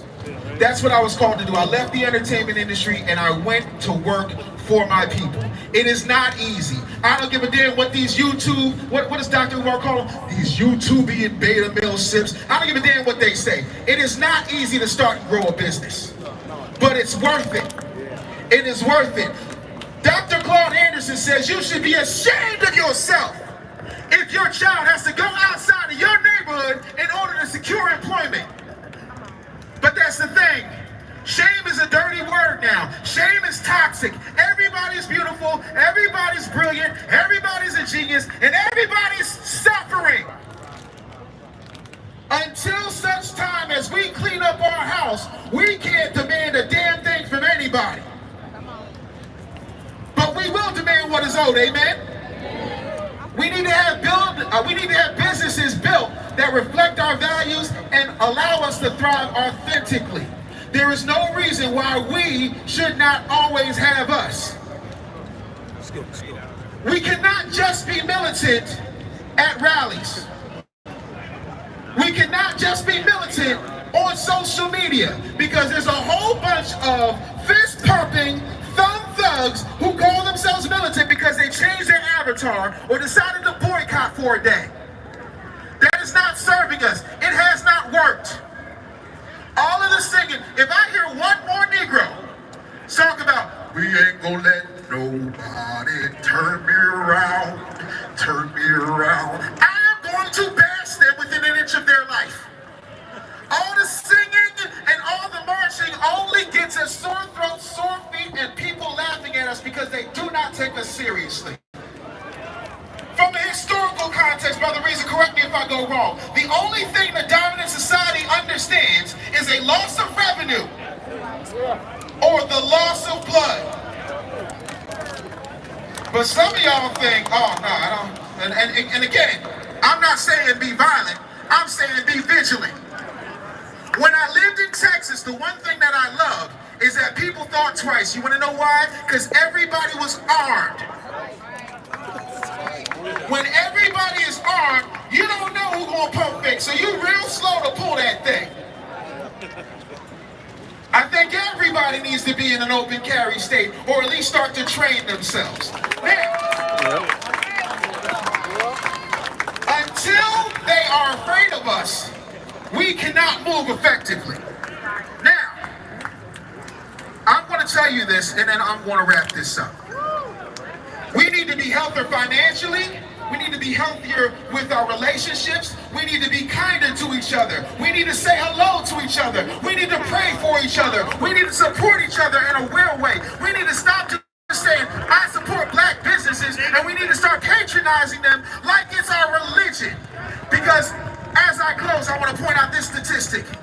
Every single Sunday in the black church, $33 million is generated in tithes and offerings. But our communities look like abject poverty, war-torn individual states. Say no more.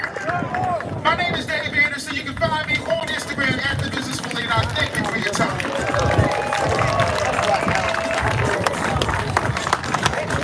Y'all give it up to our brother Dave Anderson right now. Right now, okay? Just going. Say reparations. Give me my check. FBA. I love y'all. Y'all clap it up for yourselves, for real. For y'all black people that came out here from all over the world for this cause, y'all are amazing. So clap it up for yourself right now. Clap it up for real. Y'all are real. Y'all are the real ones. Okay. The next guest the next speaker we have right now, this brother really don't need no introduction. Fiery, passionate, certified frontline reporter. Please give it up for Black Alpha!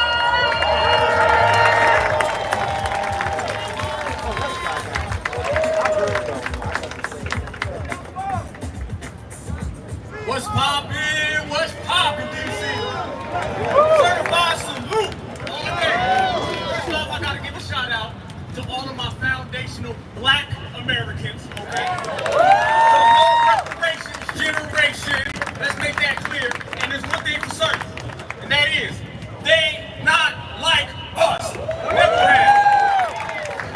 Damn, it feel good. Don't it feel good to wake up every day in the land that your ancestors built, not immigrated to, not fled to. See, our ancestors ain't have to jump no borders, ain't have to hop no fences, swim across no lakes to get here. No, foundation. And foundation means day one. So from the east to the west, from the north to the south, we all came here to get our check. Yeah. Let me tell y'all this. When I say you're gonna give our check, I'm not asking, I'm not begging. You're gonna go take the check, all right? There's a difference between when you ask and you beg, right? We're not doing none of that. They used to do that. See, that's the Africans Americans. All right? The foundational black Americans, we just coming to get the check. Martin Luther King didn't say we begging. He said we coming to Washington to get our check. And that's exactly what we're going to do. You got to understand, everything that's exceptional about this country is because of us. Everything that's great about this country is because of us. And everything that we got in this country, we got because of us, and we did it by our goddamn selves. Trust me when I tell you that. Understand that. We got it by ourselves. Let it be known. We won the Civil War by our goddamn selves. The Civil Rights generation by our goddamn selves. And right now we winning in the reparation generation, and we doing it by our goddamn selves. That part. Certified salute, certified salute. See, when I say we're doing it by ourselves, we don't need no help from these other people who fly over here, who immigrate over here. We don't need any help from them because everything we've done, we did it by our brothers and sisters in the past. We stand on the shoulder of giants. We stand on the shoulder of everyone. We've always been exceptional. And when I say exceptional, I'm talking about the same exceptional that Dr. Claude Anderson always tells us. And when I say that when we stand on business, we stay on code, and we make things happen, oh, we make things happen. We make things happen, that's a guarantee. You gotta understand, these other people, they get things for free. They come over here, they get handouts, they get allowances, they get dollars, they get lunches, they get everything. But when it comes to us, oh, we gotta fight for it. But you know what? I like it that way. I like it that way. When we were in the fields in slavery, we did it by ourselves, and we did it on our own. So when you put us off to the side, and we do our own thing, that makes us stronger, that makes us passionate, that makes us more certified. You got a difference between counterfeit and certified. Ain't counterfeit, we certified. There's a difference between authentic and artificial, okay? They artificial. There's a difference between real and fake, and we separate the two of them, and we've been doing it right here in this generation. generation. Trust me when I tell you that. So we sit back right now, family, and we on the move. And our brothers and sisters are coming together. I thought they said we didn't get along. I thought they said we needs to do better. See, I'm not here to tell everybody we needs to do better. I'm here to tell you keep doing what you're doing and turn up that volume. That's what we need to do. So when I power to the people all day, power to the people. When I say power to the people, I'm talking about our people first. Lineage, heritage, and culture. That's who we are. A lineage, a heritage, and a culture. We're going to stay that way. Ain't nothing ever going to change when you start dealing with us. See, I love the term foundation. Because foundational means the beginning. It means the architect. It means the native. You know, you got folks running around here saying they the natives. No, the hell they not. You got folks running around here saying they the first people. No, the hell they not. They got a nice little costume and a mask. But guess what? When we pull that off, who you see? You see foundational black Americans who are the first, the originators. And they all know that. We don't let nobody come into our generation. And if anybody comes into our house, what you do? You better wipe your feet at the floor. And if you do not, then you can see the exit. And we've been showing them the exit in this generation, and we're going to continue to show them the exit. I love being foundational. I love being amongst my brothers and sisters. See, you my brother. You my brother. Not because some ancient king back in Africa. You my brother for what you did right here. You my sister. And you not my sister just because some ancient queen in Africa. I'm talking about right here. And y'all know there ain't nothing like a certified foundation black American woman. I got one right over here.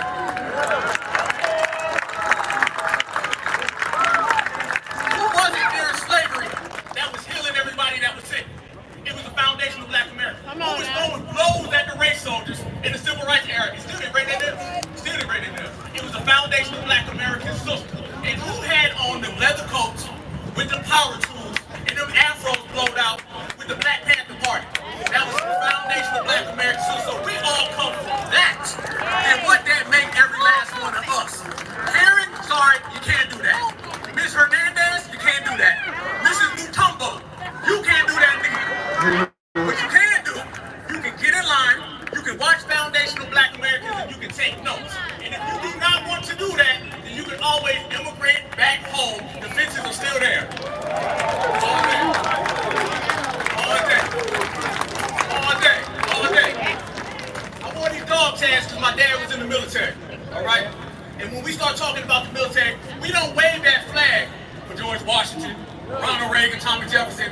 We wave that flag for the Buffalo Soldiers, the Harlem Hellfighters, the Black Panther Party for Self-Defense, Huey Newton, Bobby Seale, Fred Hampton, Kathleen Cleaver. That's what we wave that flag for. And everybody has to understand that. They know what time it is. This is our house.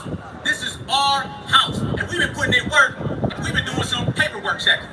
And the paperwork checking that we've been doing been coming back kind of dirty on some of these people.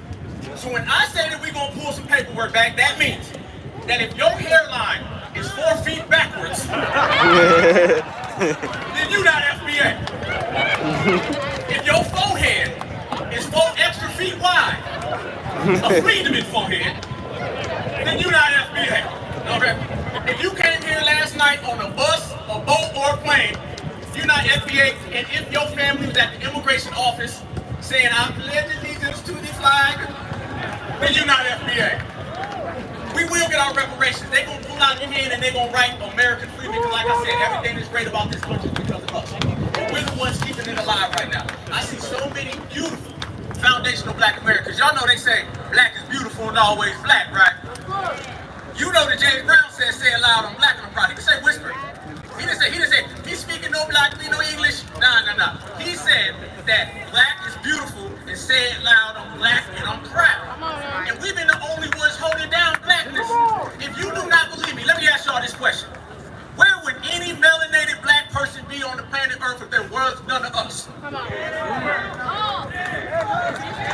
gonna give you the answer. Just go to where they are and see they over there getting whooped by bamboo sticks. You may take over Southside Africa. I bet you won't take over Southside Chicago. I bet you won't take over East St. Louis, Kansas City, Savannah, Montgomery, Alabama. Y'all know in Alabama they got them folding chairs. They still got them heads ringing. I ain't talking about Dr. Brand either. So when I tell you that they don't have to wipe their feet at the floor, and I tell you you're pulling out all of the paper,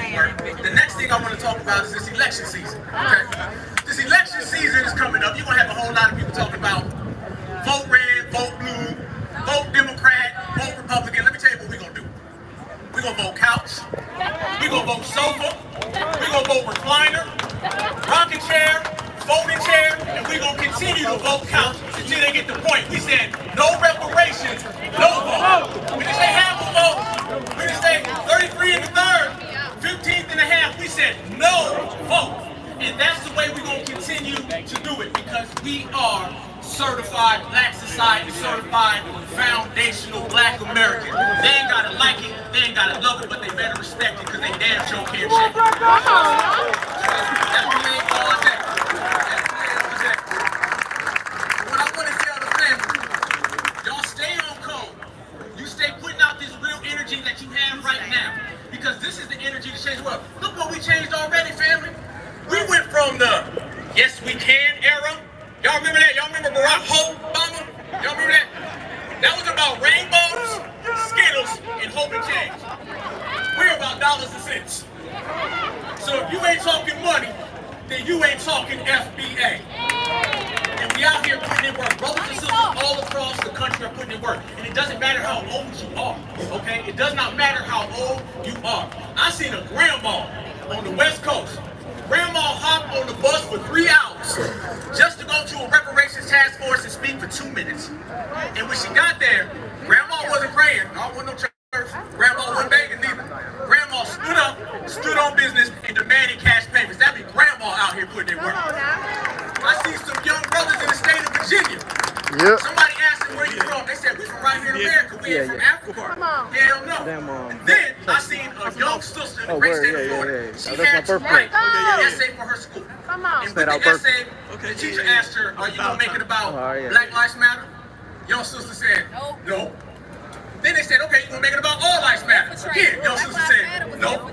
Then the teacher got mad. Y'all know they got some Karens in the school trying to teach our kids. That's why we doing homeschool now, okay? Hello. Then the young sister stood up and said, I'm writing my essay about reparations and foundation for black Americans. Come on now. Cash payments. M-O-N-E-Y.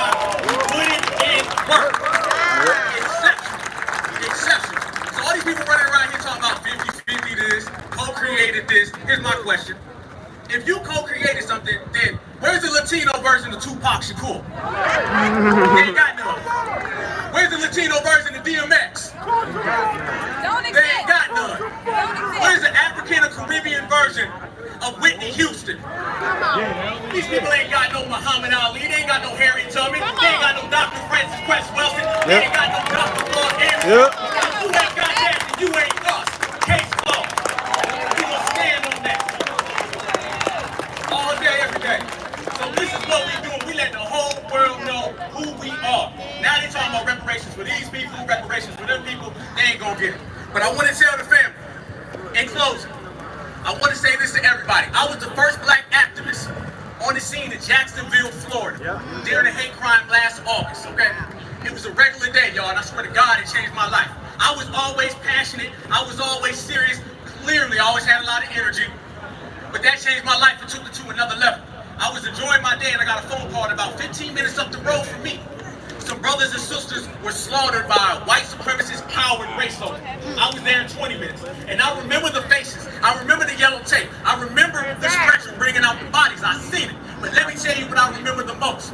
What I remember the most is all my brothers and sisters who said, Alpha, we got your back. Alpha, we praying for you. The ancestors is watching you. And I made a vow that day that I was going to come here on June 15th. And I was not only going to demand reparations, I was going to demand an anti-foundational black American hate crime protection. And I told them like this. I made a vow that my brothers and sisters was going to get the real story. They wasn't going to get the ABC, the NBC, the CNN. They was going to get the real certified black story. So first off, one thing they can do, they can drop all of these RBG colors. They could drop all these Pan-Africans, they could put up that red, white, and blue, okay? Because there'd be no USA without FBA. Yeah. No USA without FBA. So I said that I was gonna come here, and I was waiting, watching the clock. And I couldn't wait to deliver this. So I'm gonna give you guys this note, and I want everybody to understand. I want them to hear this. I'm gonna make a declaration, I'm gonna say it loud and clear, because I want the world to hear. I want them to hear this in Capitol Hill.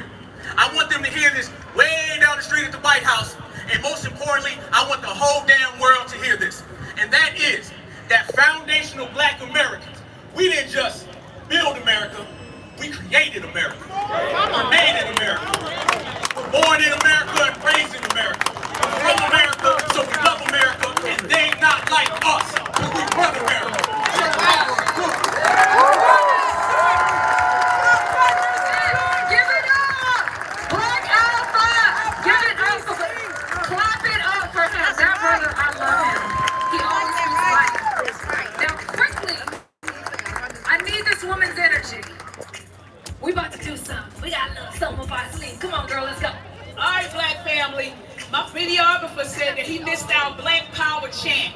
So we're going to do our Black Power chant. Where is he at? He's right behind me. We're going to do our Black Power chant 3 times. We're going to throw our black fist in the air. Ashe? Ashe. Let's do it.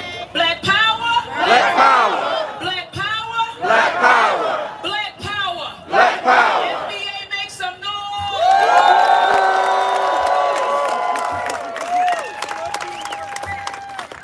I love her energy. Clap it up. Clap it up. Okay. We're going to keep this thing going. Let's keep this thing going. Come on, dance, y'all. This Juneteenth. Come on. Juneteenth. Juneteenth. Juneteenth. I want to see a crip. I want to see a two-step. Cha-cha slide. Come on. We at the cookout, y'all. We at the cookout. Come on now. We at the cookout. We at the cookout tonight. I see you. I see you, boo, in the red. I see you in the red. You looking so good. Yeah. Give me my check. I see that. I see that. Reparations now. Stop budget playing. Cut the check. Okay. I love it. I love it. Oh, let me see your sign. Let me see your sign. Don't back down. Double down, baby. I love it. Let me see your sign. Say no to statehood. Okay. Let me see your sign. Let me see your sign. Yes. No tangibles. No vote. No tangibles. No. No tangibles. No. That's what I'm talking about. We ain't doing nothing. We not moving. We not doing nothing. Okay. Oh, let's see. Let's see. Oh, cut the check, baby girl. She's so clap it up for Miss Little Cutie right there with the cut the check sign. Look, that's what I'm talking about. Teach them early. Teach them early. That's what I'm talking about. Kudos to you, sir. Okay, we're gonna keep this going. Now, I'm about to bring up one of my people. This guy is a political influencer, journalist, activist, Chicago's finest, Afro Elite.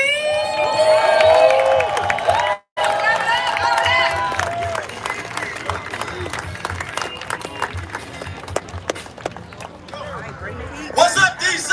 I said, what's up, DC? I'm so glad to be here. I'm so glad to be here. Today is a beautiful day. Today is a beautiful day to see all my brothers and sisters, my foundational Black American brothers and sisters, on the day that we're going to be able to look back on tomorrow, a year from now, 10 years from now, 50 years from now, and say with pride that we were a part of a moment that made history, that changed the world to make it better when we leave than it was when we came in. And that's the point of why we're here today. We're not just here to complain. We're not just here. We're not just here to complain. We're not just here to come together and march. We're not just here to try to change the hearts of the people who oppress us. We're not just here to try to show our humanity. We're here, unified together, standing together to say what we demand we're going to get.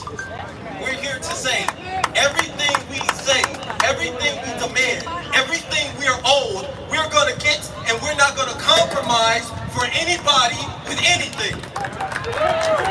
Not compromise. We're doing this for ourselves. I'm doing this for you. You're doing this for your brother. You're doing this for your sister. She's doing this for her brother and her sister. But more importantly, we're doing this for the next generation. Come on now. We're doing this for the generation that's going to come after them and the one that's going to come after them, so they don't have to live in the oppressive system that we had to live in. An oppressive system of white supremacy. The system of white supremacy that subjugated us, that oppressed our ancestors, that came to our land and enslaved us. Because we were here. This is our land. This is our land. Enslaved us for generations, making us build the wealth so they can have it all. Physically chained us, but even worse than that, not taking just our freedom, our physical freedom. They stripped us, robbed us, a lot of us, not all, but a lot of us, of our own humanity. They told us that we were less than human beings. They told us that in a land our people are from, we don't really belong here. They told us that even though we built all the wealth, we built all the wealth, there would be none here had it not been for us. Love it. We aren't owed it. All of it belongs to them. And then they told us, or they tell us now, that slavery, that's a thing of the past. Racism, that's a thing of the past. And anytime you say anything now, you're just complaining and you don't want to pull yourself up by your own bootstraps. You're just lazy. You just don't want to work hard. Why are you complaining? That's what they tell us. They tell us, even though we're the last to get hired, the first to get fired, we're the least paid, you need to show up to work with a smile on your face anyway. Don't complain. They tell us that it doesn't matter if the police, race soldiers target you, target your women, target your babies. When they pull you over, you say, yes, sir, you smile. You don't resist, even if they're attacking you, even if they're wrong. You don't have a right to defend yourself.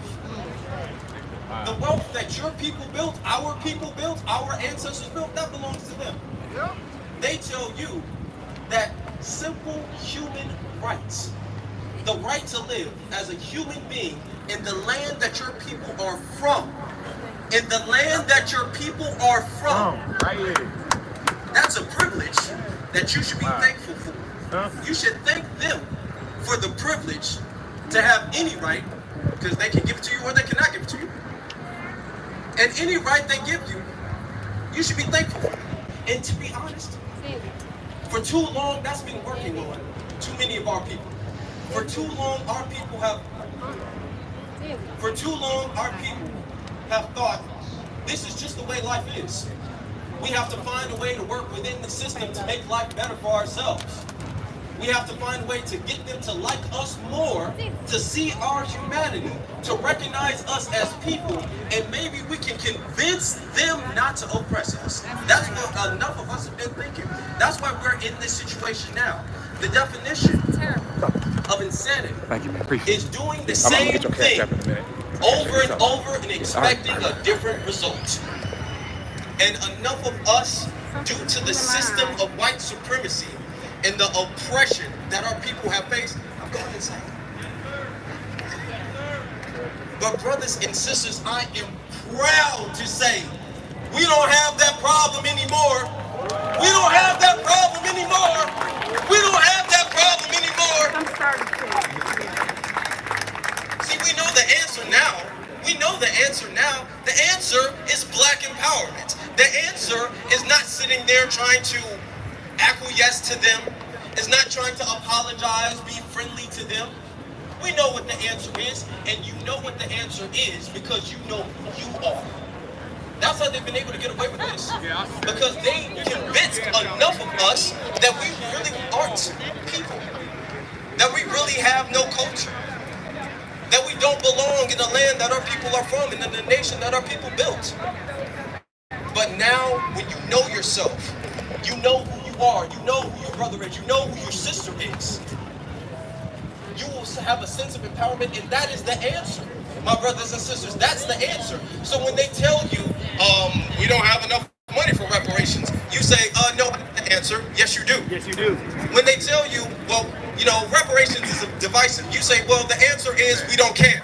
Yes. The answer is we don't care if it's divisive. When they tell you that slavery happened so long ago, you were never a slave. Why are you complaining about something that you never went through? Your parents never went through that. I say, our ancestors went through it. They say, you're not your ancestors. I say, yes, the hell we are. Yes, the hell we are. Every single last one of you, you are our ancestors. We are all our ancestors. If you owe our ancestors something, then God damn it, you owe all of us something. That's the answer. That's the answer.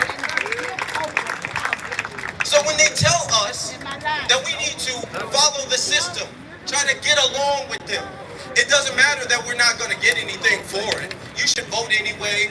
It doesn't matter if you're going to get underpaid. You should show up to work anyway. It doesn't matter. If the police pull you over just for being black, you just pull over and say, yes, sir, anyway, step out the car. Hopefully you don't get shot. And we say hell no to all of that stuff. We understand the solution is our empowerment, and our empowerment is uncompromising. Our empowerment is not meant to make them comfortable. Our empowerment is meant to make them uncomfortable. And we will make them uncomfortable. Because the only way they can suppress a people is by not doing it physically, but doing it mentally, doing it emotionally, doing it psychologically. That's how they've been able to win for all these years.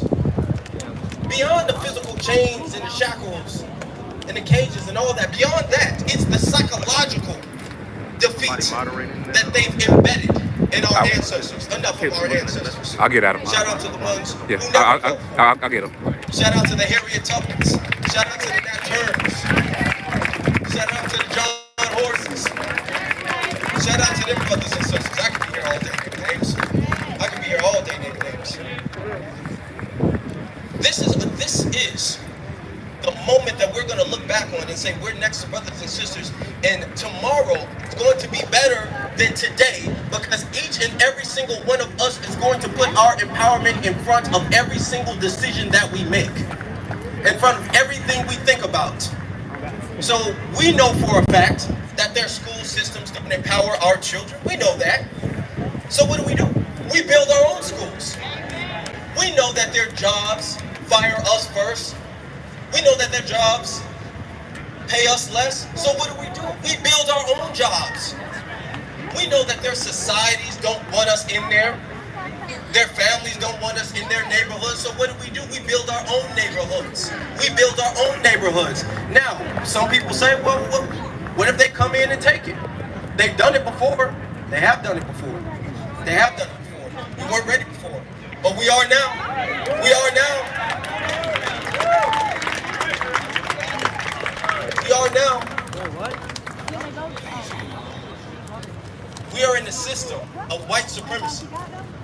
And it is important that every single last one of us understand that if this system continues to exist, if we here today, all of us here today, if we don't do everything in our power to end this system, it will destroy the world. This system will destroy the world, but we won't let it. I want to say every single last one of you, I'm proud. In the last few years, we've become more awakened with ourselves, more empowered. We've understood who we are, what we need to do. I've never in my life seen anything like this. It almost brings me to tears seeing this. I've never in my life seen this. And I'm seeing little babies here. I wish I could be here when I was 9 years old. That's a blessing to be here. I'm seeing more in the last 5 years of black-owned businesses, people owning stores, people owning restaurants, people owning the clothing stores, online stores. I'm seeing more black-owned businesses than I have in my entire life. I'm seeing more black people join the profession, join nursing, being doctors, being engineers, being lawyers, than I have in my entire life. And not just the black faces in the high places, the on-code foundational black American brothers and sisters. Empowerment is not something you do today. It's not something you do at a rally. It's not something you do here and there for Black History Month. It's something you do every single day. And every single day, brothers and sisters, we're doing that. We're doing that every single day. Every single year, you see black people more empowered than they were the year before. That's progress. That's what white supremacy fears, because when they tell you you're not nothing, then you think you're not nothing, then you won't do anything. But when you know you are something, then you know you can do something, then you will do something, and that's what we're doing.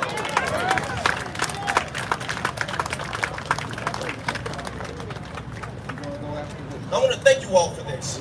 I want to thank you all for this. And I want to thank you guys, not just for me, but I want to thank you for the next generation. You all need to be praised for what you're doing for the next generation, and the generation after that, and the generation after that, okay? By being uncompromising about your blackness, about your foundational Black American, about your foundational Black Americanness, being uncompromising about that. That's what makes the world a better place, my brothers and sisters, and it's our responsibility to do so. It is our responsibility to do so.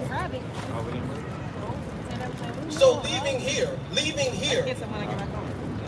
this needs to be a moment that makes tomorrow better and that will make the next day better. Everything you do needs to be about Black empowerment. Every single business decision you do with another brother and sister, when you go to a Black-owned business, that needs to be about Black empowerment. When you say, I want to buy some clothes, but I want my clothes to be about Black empowerment. I'm going to buy a t-shirt from a Black-owned business. I'm going to go get my nails done from a Black-owned business. I'm going to get my hair cut from a Black-owned business. If I need to go to the doctor, I'm going to look for a foundational Black American doctor to do this. I'm going to look for a foundational Black American plumber to fix my sink. Everything is foundational Black American because that is what empowers us. We can't do it by ourselves. Can't get done.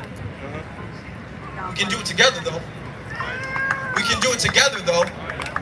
We can do it together though.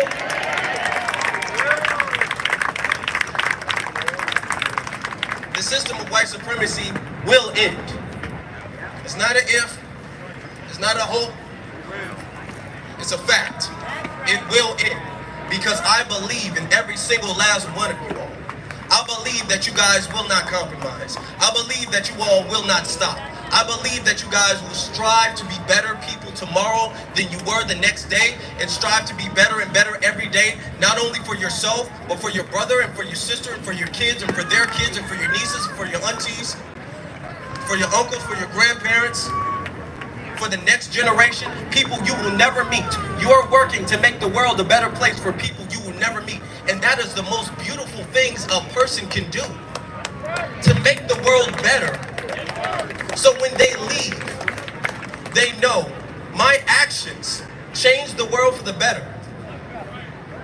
This is what we do as foundational Black Americans. We've always changed the world for the better. Who knows what the world would be? Who knows what the world would be without us? Nothing. Brothers and sisters, today is a moment in history. Look around, see all your brothers and sisters who are standing shoulder to shoulder, united with you guys for one cause, to dismantle the system of white supremacy and replace it with a system of justice. We have Foundation Black American rallies.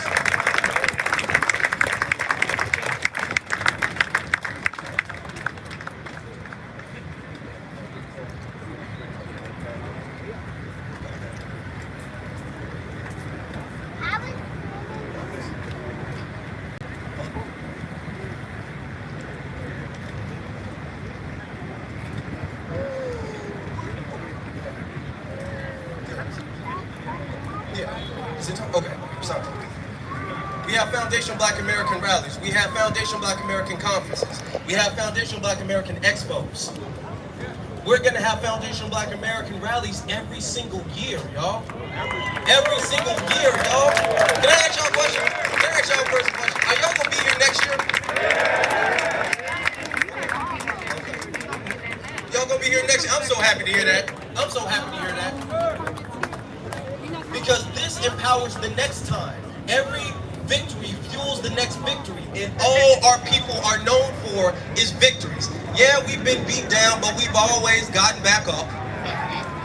Yeah, we might lose the first round, but we always wins the fight. We always win the fight. We always win the fight. We're the best fighters in the world. We have the best culture in the world. We have the best people in the world. We have the most beautiful people in the world. We have the smartest people in the world. We have the best culture because we are the culture, brothers and sisters. We are the culture, brothers and sisters. We are the culture, brothers and sisters. We are the culture. Certified salute to every single Foundation of Black American for coming out today. I appreciate you all. I love you all. I can't wait to see you all next year, and the year after that, and the year after that, and the year after that. I can't wait to see your children grow up and become more empowered versions of yourself and change the world for the better, brothers and sisters. Thank you. Y'all give it up for the brother Afro Elite. Talk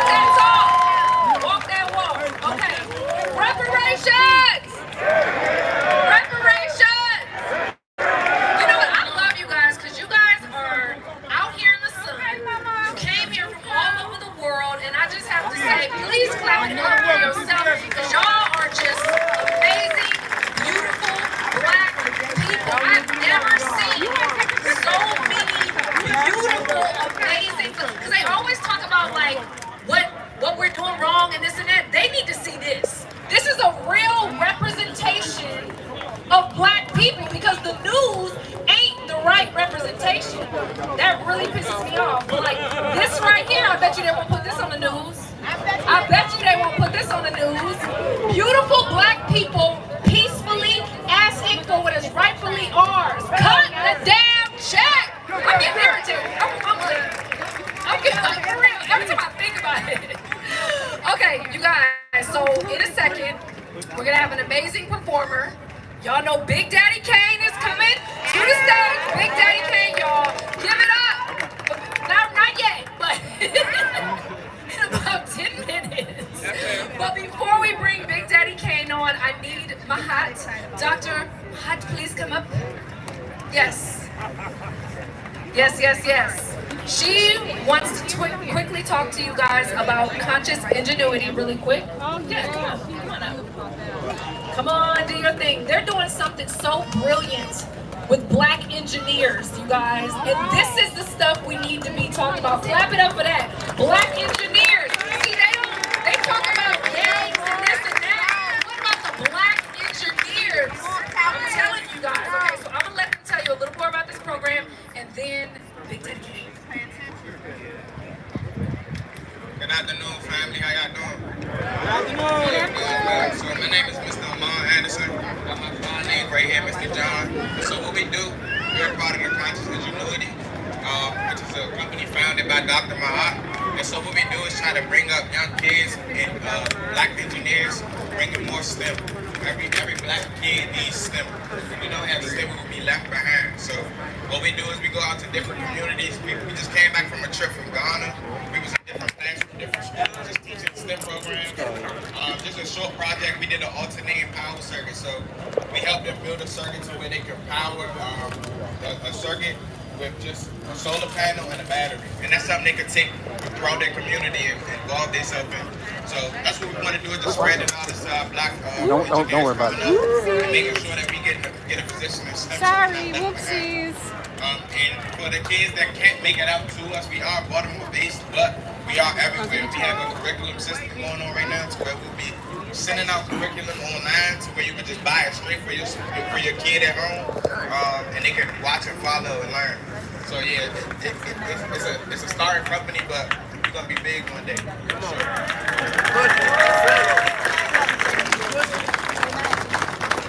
Okay, thank you guys. Clap it up for them. Clap it up.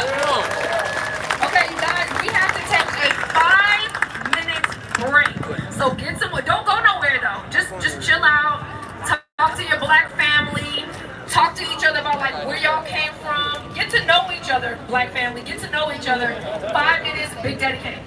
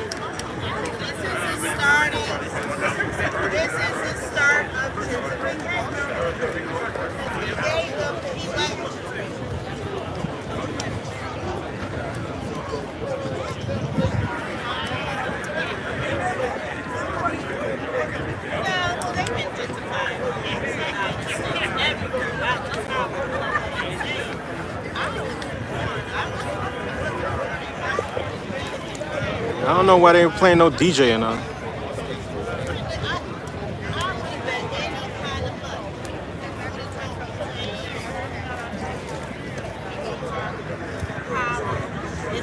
Big Daddy Kane coming up.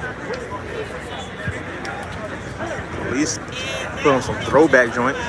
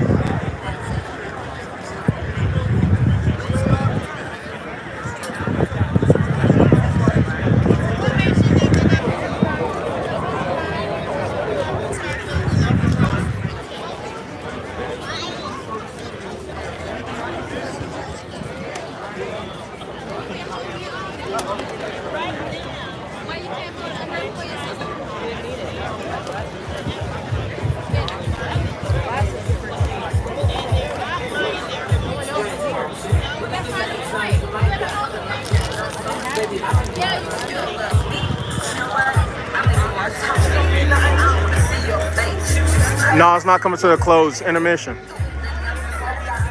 RZA Islam still speaking.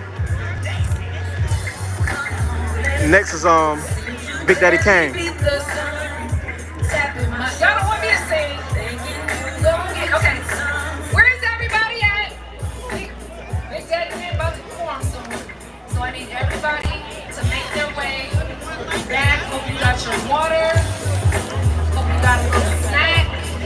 It's about to go down. It's history today. I need y'all to make noise for some history. Make some noise! Say, I want my check. I'ma say that all day. I'ma say that all day. I want my check.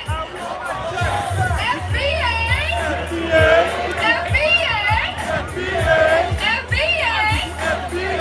FBA. This is a Juneteenth cookout, right? So I need y'all to dance like this beautiful young woman in the red. So we dancing. See, I don't know if y'all gonna cook out and stand around, but I'll be dancing. I'll be doing a little electric slide joint, you know what I'm saying? I'ma just do it. Hey, hey, hey, hey, hey. Come on up here. Right now, I just want to give it up to this girl right here. She's the behind the scenes queen who made a lot of things happen. So give it up for Brooke. Give it up for Brooke. No, seriously? Yeah. This girl is a machine behind the scenes. So I just want to give her props. We're going to have Tariq come to the stage in a minute.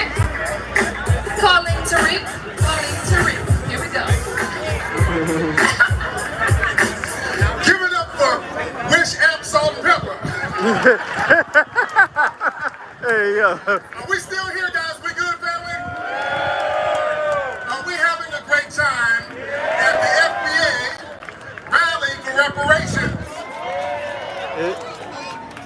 Now, family, the movie Microphone Check will be back in theaters in July. So if you did not get a chance to see the film Microphone Check, go see the film. How many saw it already? Shout out to you guys who saw the film already, talking about the real history of hip-hop, ladies and gentlemen. It is a foundational Black American culture, and we're gatekeeping our culture, right? Yes, indeed. Now, family, speaking of hip-hop culture, coming to the stage. I said coming to the stage. We have hip-hop royalty. We have a hip-hop legend. One of the most respected MCs in the game, ladies and gentlemen. Give a nice FBA DC warm applause for the legendary Big Daddy Kane!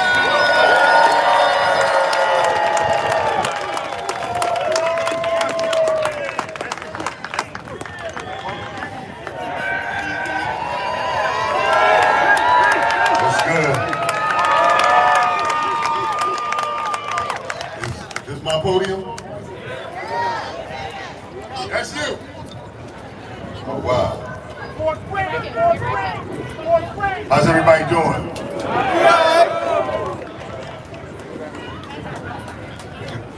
It ain't too hot for y'all, right? Hey, listen, man, I just want to say this real quick. Stuff like this, I love to see. It's been about a good 36, 37 years that I've been doing this, and when we all come together like this and we know how to unite, have a good time and peace, I think that that's what life is all about, and I hope that we know how to go home and keep that same energy throughout the rest of the week, throughout the rest of the year, throughout the rest of our lives. Now, since I have this podium, I'm going to take this time, brothers and sisters, to give a lesson on how to be raw. Let's go, brother. Turn yourself up. Stop it, stop it. Turn yourself up. Turn yourself up. Like this how you do it. Look here. One more time. A little louder. There we go.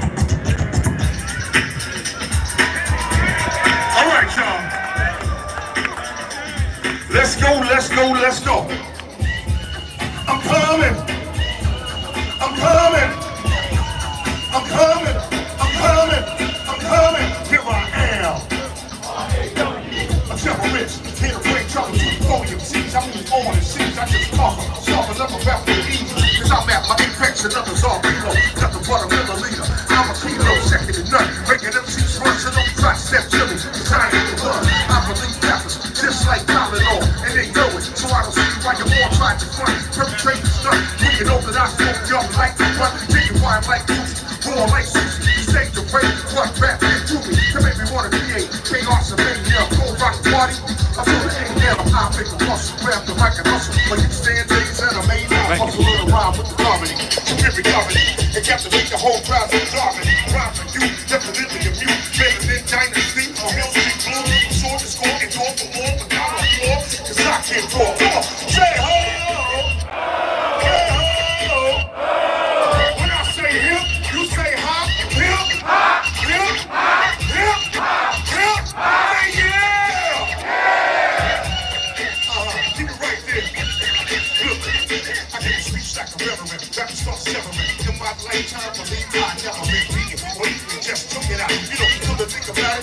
Just looking out, real nervous when I'm at the service. So give me that kind of boy, you don't deserve it. I work like a slave to become a master. When I say a rhyme, you know they can pass them. If I really spit it, cause I'm committed to entertainer and trainer and pain to go with it. I go with flow and grow. So let you know, I'm not an amateur, but I'm professional. I'm professional without doubt for her.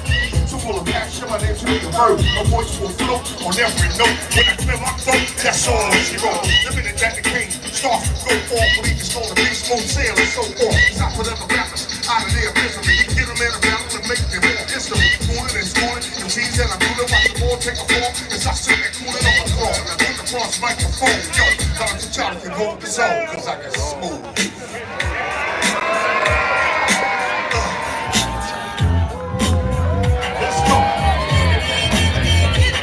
Well, excuse me, take a few minutes to tell about Big Daddy Kane is on the mic, and I'ma tell about the minimum limit of life for strip and power. So listen to the man of the hour.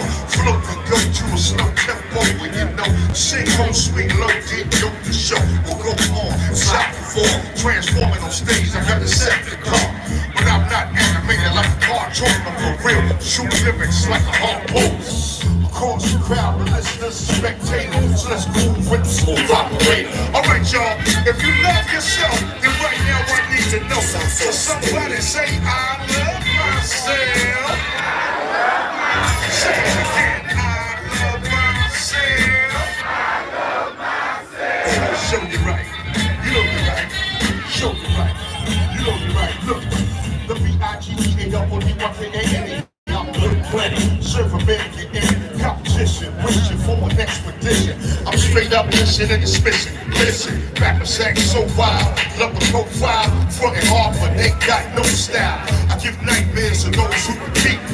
Freddy Krueger, walking on K Street. Confuse and lose, abuse and bruise, the rules and choose to use my name wrong. They pay dues. Destruction from the exterminator, but in the calm manner, cause I'm a smooth operator. Alright, y'all.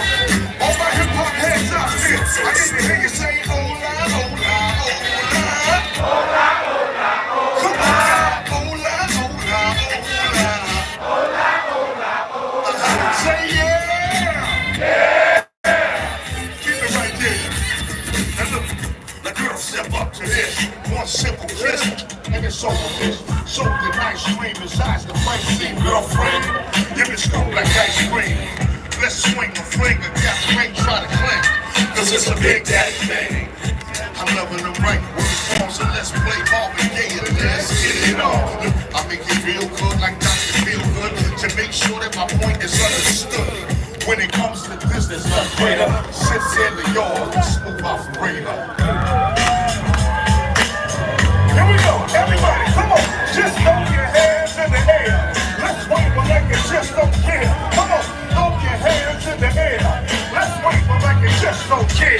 Let's say yeah. Yeah. I'm ready. Rappers stepping to me. They want to get some. I'm the case, so yo, you know the outcome. Another victory. They can't get with me. So you can be seated and control history. I'm independent, poet, and lyrical. For you to meet me, it's gonna take a lyrical and stepping to me. And that's a moral move. So what you want, huh? I'm a dog fool. Competition. I just devour, like I've been born against a chihuahua. When it comes to being dope, I got it good. Let me tell you who I am. The B-I-G-E-A-W-O-D-1-K-A-N. Dramatic, it's that, not like Benny. I'm different, so don't compare me to another. If they can't hang, words to the mother. And they stop with the principle of this pedigree. So when I move on your back, you better be ready to die because you're ready. You're just a runner night. I'm on a steady. This may find this you wait until when you try to front to walk and shot into your body. Because you try to be basic. Fighting the 13th, I'm a play Jason.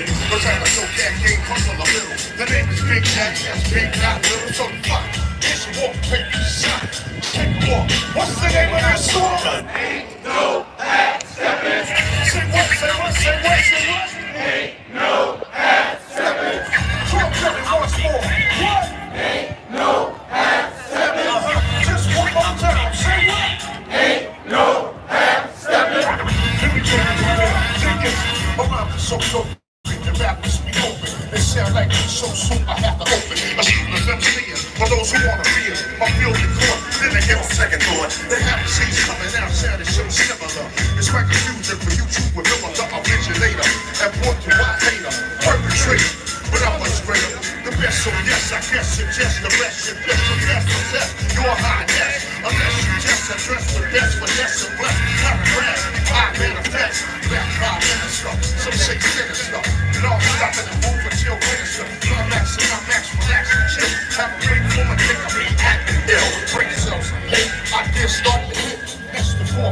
A words that fit at the table I should sit, making it legit. With my penis and paper. I'm so dismayed from over the sea. I can robber with the power of Hercules or Santa, but I can further the left. You can see out my camera going, I still have strength. No, that's not a lift, and if you try to rip or get ripped, the man with the gift and gift of gag, give old man. I only ignore. It's slipping on your mouth till I start. You can't break me or even make me create yourself. You can't do me, no. Think about it if you try to go. Everybody, what's the name of this song? Come on. Ain't no half stepping. I wanna hear you over here. What? Ain't no half stepping. Talk to me over here. What? Ain't no half stepping. Let me hear you right here. What? Ain't no half stepping. Let me tell you what we're up here, right here, and stick and dip. I'll be a musketeer, got with lyrical pin. Put a milk up here, back here, clear, see clear. Get a beer, I deal for this still. Yeah, torn to beat, wanna beat competition. Trying to step to me, must be on a mission. I'm on the stage is where I'm a picture at. You think I'm losing? Picture that. All right, y'all. Warm it up, Jay. Warm it up, Jay. Oh, go ahead, man. There you go. Warm it up, Jay. Go ahead. Warm it up, y'all. Go ahead. All right, y'all. My turn. Come, get some, you little bum. I take the cake, but you can't get it from the poetic, authentic, superior, home to me, and all that good ish. I'm the original Asiatic, acrobatic, there you have it, I get dramatic. Create drama when I'm on the scene, and I pack a mean, like Bruce Springsteen. I'm a father, style, smile, meanwhile, put on trial, a baptize, an exile. Make it tumble and stumble, get a rumble, just crumble, and I'm still calm and humble. You need another helping hand to swing on. I stand alone, still you got a ring on. Batman, I'm rapping, baggy and lazy, sauce can't hush, still can't face me. If I make this one thing here clear, for you not to come here, period. Holding on delirious, my swim tongues like a sword, this is the fear it is. I can slice and dice and fish and rice, MC. The 40 was 9 cents and minute rice. Simple in the night when that band though. See, scratch the record like plates and tantrum. The mic got vanished, not like a savage. In my own way of doing damage. Is I can find a genuine line, who flat top rules in 89. Peace and love, y'all. Y'all enjoy the rest of y'all.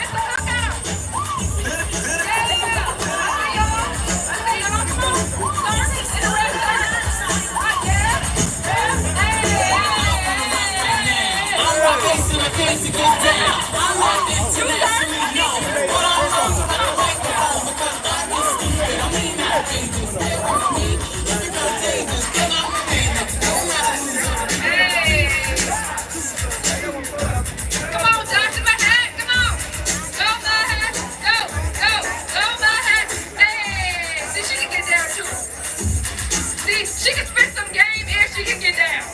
That's the kind of person you want to be with. That's what I'm talking about. Okay. Y'all got me hyped in here. This is Big Daddy Kane. Y'all give it up for him one more time. Legend in the building. That was legendary. Like, I couldn't even believe I was standing here. Like, seriously. So clap it up for him. Now, right now, this is the finale, guys. Y'all have been very patient. It's very hot out here. We love you, family. Clap it up for yourselves. Because seriously, it's hot. Y'all are down. Y'all some real ones. Y'all are down. I love y'all for this. So, coming to the stage. This man gives me chills. I mean, he really just spit game. So, this man is a member of the Nation of Islam. First of all, he's from Compton. Compton in the building. Okay? This man is a dynamic, passionate leader devoted to his educating and uplifting, motivating our people by addressing issues of concern to our community and providing viable solutions, right? Okay. He's also received amazing accolades for his service, an accomplished author. This man is an author. You guys, please give it up for none other than Rizzo!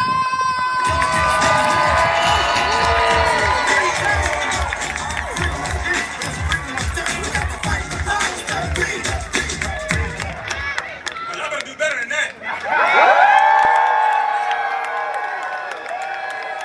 I didn't fly all the way from Compton for y'all to be soft.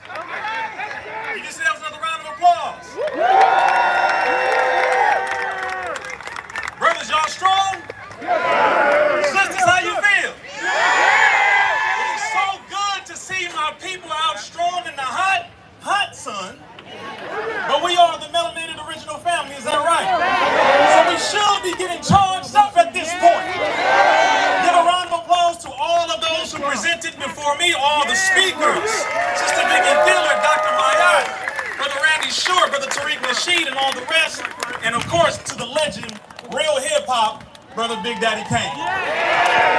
Say real hip-hop. Real hip-hop. Say real hip-hop. Real hip-hop. Beautiful, beautiful. Well, I think you should know by now, look up to the tall buildings and make sure there's nobody up there. I've been looking. I should understand that's the time we on right now. To the FBI, welcome.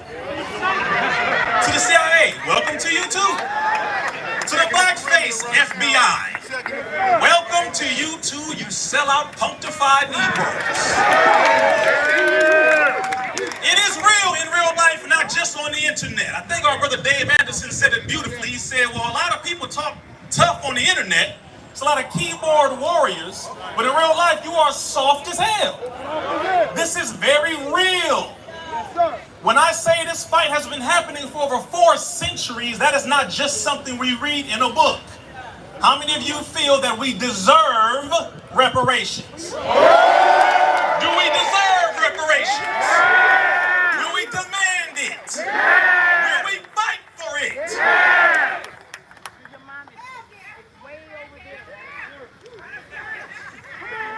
Oh, y'all ready, man. Give yourselves a round of applause. I like this. I like this. I like this. I've been waiting this whole time to get up here, man. I've been charged up since the first speaker. Y'all not playing. Y'all not playing. But let me make this very clear. I'm going to define the word reparations, and I'm going to go into the rest of what I have to say. Is that okay? Yeah. Reparations is not a handout. I'm going to say this again to you weird YouTube Negroes. It is not a handout. Stop auditioning for your white slave master. Some of you are auditioning trying to get a picture in front of the White House by attacking those of us who truly stand on the grassroots and on the shoulders of our ancestors who have been fighting for this. Stop trying to attack your people to be near and dear to your slave master. You should learn that that does not last long. You're doing it from the white man's YouTube. Oh, I'm sorry. Wait a minute. Hold on. Who owns YouTube? Okay, to the white folks here, welcome. You're not gonna make me feel comfortable. Welcome. Thank you for being present. Let me make this clear to all of you. When I say certain things, if it don't apply to you, don't worry about it. But if it does, then you should feel every damn ounce of pain that I'm injecting into you. If it applies, then get up, handle your business. Stop affecting our children and our people by making us look weak in front of the world. When we say we demand something, it is not a question. It is not an option. It is a demand. So reparations means the making of amends for a wrong one has done by paying money. Oh, now we get quiet. See, they get quiet on the money side. Say it again. Only when it has to do with us, though. They get quiet when it comes to the land, because that's a part of reparations. Exactly. Also, being exempt from taxes. There's another part. Y'all should clap for that. Wait a minute now. Don't get nervous all of a sudden. Some of y'all are like, oh, damn, it's real, brother. It's real. Rizzy, can you calm down, brother? Brother, can you relax, brother? You're going to make them investigate me when I leave here today, brother. reality is if you ain't doing nothing against this enemy, you ain't got nothing to worry about. Most of you talk tough, but you ain't built like this. You will not be able to withstand what this enemy brings against you. You think you can handle it until you are faced with it. Raise your hand if you have been to prison. Raise your hand if you've been to prison or jail, whichever one. There's a difference. So you're like, well, I was there for over a weekend. Okay. You understand to a degree. Raise your hand if you have been visited by the FBI. Raise your hand. I'm talking about in real life, not on the internet. They took down my page, brother. Raise your hand if you know for a fact that the government has done things to prevent you from accessing wealth, preventing you from helping your family, preventing you from having a level of freedom that a lot of other people enjoy. Everyone should be raising their hand at this point, whether you know it or not. So reparations applies across the board. I'm going to mention this to you as well. When you are mentioning to us, why do y'all want something for free? Don't ever insult black people like that again. Ain't nobody sitting here on their damn pockets waiting for a check from the government. You are talking to business owners. You are talking to hard-working employees. You are talking to people who have been fighting like hell to work for somebody who they don't like. 9 to 5s. Some of y'all graveyard shifts. Some of y'all swing shifts. Shout out to the truck drivers. Shout out to the security guards. Shout out to the EMTs, the nurses, the teachers. All of you have been working. You're dealing with very intelligent people. Would you call yourself intelligent people? I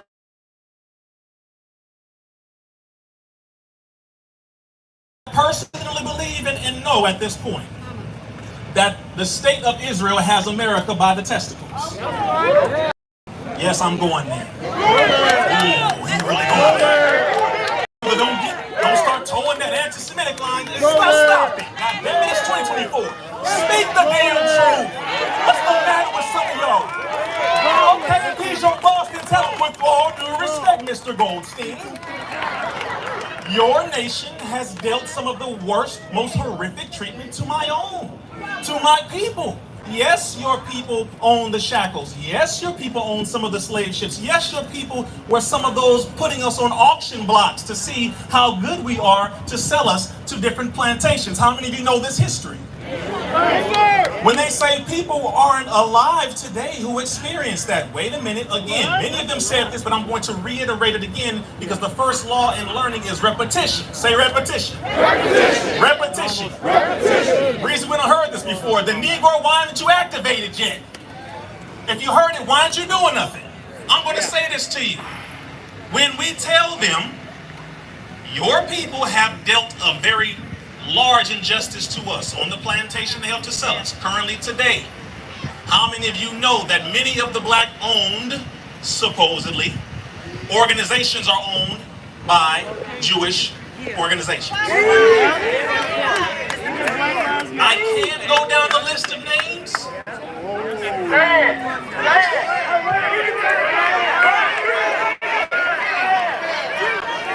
Oh, we need some good trouble today. I like it. See, the thing is, I want you to come out and then bring your mask out in front of you. Because some of you Negroes talking about black power. All right, Master, what you want to tell them? Okay, all right. You're going to get paid to keep us quiet. The NAACP, National Association for the Advancement of Colored People, founded primarily by Jewish money. You can go down to the National Action Network.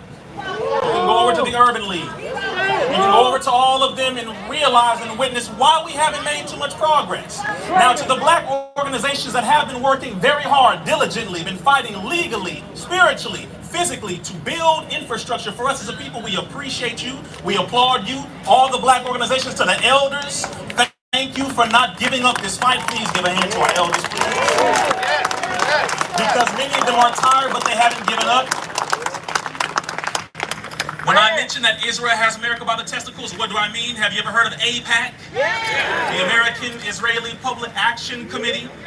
Or you could say the pimp to politicians, the pimp of politicians, where they brag about how much money they have paid for certain politicians to get pro-Israel laws passed and policies passed to benefit that nation, but not for us. One big thing that we have to look at, our brother Dave mentioned this as well, we have a lot of smoke for the enemy out there. We ain't got no smoke for the enemy in here. All of those who are sponsored by these organizations, the reason why they don't show up to places like this is because their money and their pocket is attached to the very people we are trying to get away from. And so they cannot speak up because their money will dry up. But the reality is, if you stand on behalf of the people will support you. I am aware of this and I can verify this right here. That's why your brother can speak the way I do, because of all of you. That's a fact. I've been approached by these bastards. I'm like, check this out, Chief. My leader is Farrakhan. Do I care about your opinions about that? Not at all. You ain't qualified to have an opinion. I know for a fact that these Negroes who have approached me with money and with opportunity, brother, well, you can do this, we can get you a show here, we can do that. I have almost threatened retaliation on them personally if they ever disrespected me like that again. But I cannot say the same thing for many of you, because I personally know some of you who get in front of us are paid by this very enemy. And you do a good job of pretending. Again, if it applies, it applies, but if it don't worry about it. Some of you know people who I'm talking about. I'm not just saying this. I'm serious about the fact that it is 2024. Israel has received hundreds of billions. The Ukraine has received all of this money. 9/11 quote-unquote survivors have received payouts all the time. The natives received it, rightfully so. Some Japanese for internment camps, the Chinese for certain circumstances. Okay, we get it. But why not us? Everyone else has people with testicles who stand up for their own needs. But where the hell are ours? First thing I want you to do is any person who stands in front of us, look at who is funding them. First thing, who pays these people? I don't care if they wear a bow tie, a straight tie, a fez, a kufi, whatever they got on, no suit. Find out who funds them and you will be surprised. Do you hear me? Oh, it's getting quiet for a reason. Y'all listening? Are y'all listening? See, you gotta take action after this. Don't just get comfortable like, oh, that sounded nice, ha, good speech. No. You're gonna have to do something after this. You do know that, right? No. Let me just make this very real talk. The FBI is literally out here. The Federal Bureau of Investigation is out here. The CIA is out here. We spotted one of them on the roof. Look at y'all. Oh. You out here now, nigga. They got all your pictures. You can't go nowhere. You was at that damn rally with Brother Rizzo. You think I'm playing? It's too many of them. Just be ready for it. Let me continue. Y'all all right? Give yourselves a round of applause as we getting deeper now. I have to warm it up a little bit because we're going to get into some more heavy things.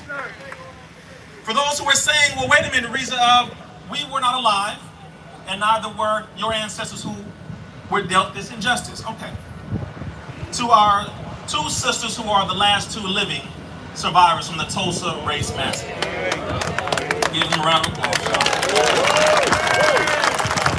See, at a certain point, some of us don't believe that evil really exists. Some of us don't want to believe that this government sincerely does not care about us. We don't want to believe that, well, brother, I'm getting my assistance, I'm getting my food stamps. No. That don't mean I care about you. Same thing with a pimp and a prostitute. Ain't no care right there. It's a business transaction. They give you that because they know it's going right back into the economy. Which is another reason why I'm going to bring up the other side of reparations. But we have to be mindful now that at this point, when I see the fact that Ukraine has now been offered and confirmed to be given a $50 billion contract stimulus loan by G7, the group of seven, and was heavily encouraged by the United States. Did you hear about that? Hold on, did you hear about that? You mean to tell me they have money in the budget for somebody all the way over there? in a nation that we shouldn't be involved in the first place, who are fighting against their own brethren, kin, and cousin that belongs to them. Over talking about Russia. Why are you over there? America, is your involvement in Ukraine a humanitarian effort or your ability to wash money? Some of you know what I'm talking about. Look, all the drug dealers said, ooh. I'm just playing, I'm gonna insult y'all like that. The United States has investments in over 15 pharmaceutical companies in the Ukraine. A number of them were involved in making the COVID vaccination. Anthony Fauci has multiple investments in the Ukraine. Is it making more sense to you now? They find ways to wash their money, and they come back and get it over here. As if, oh, we're helping people. They don't give a damn about no Ukrainian people. Just the same as they don't care about the Palestinian people. When people say free Palestine, I agree. I just say free black people first. Or even simultaneously. But the point is, stop jumping over there before you handle business here. Some of you weird Negroes talking about, brother, you ain't talking about Palestine enough. Nigga, what are you talking about? I don't hear not one of you doing nothing in the community for our people anywhere. You do nothing. Get the hell off the computer. Stop being so scared and get your feet dirty. Get them elbows dirty. Find your place where you fit. Brothers, we need more soldiers in the street to do domestic policing so that we can take care of our community, because I don't trust them. You know what I'm talking about. Respectfully, I don't. I respect those who do the right thing, but at the same time, we have enough soldiers in our community to police ourselves. Would you agree? The difference is we have to pay for our protection. Because let's be very clear.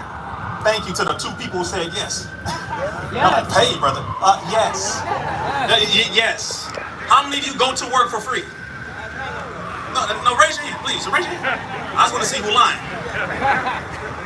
If you want your protection within our community, we have to pour money into community pots for our protection. This way, we don't need domestic terrorists coming and occupying our neighborhoods.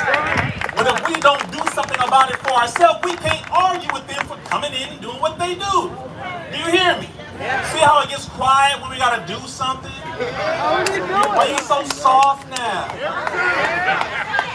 This is the stuff I'm talking about. This enemy watches every response, and they look at our psychological reaction to determine, oh, that nigga ain't gonna do nothing. She ain't gonna do nothing. Nope, she ain't gonna do nothing about that either. Pay attention.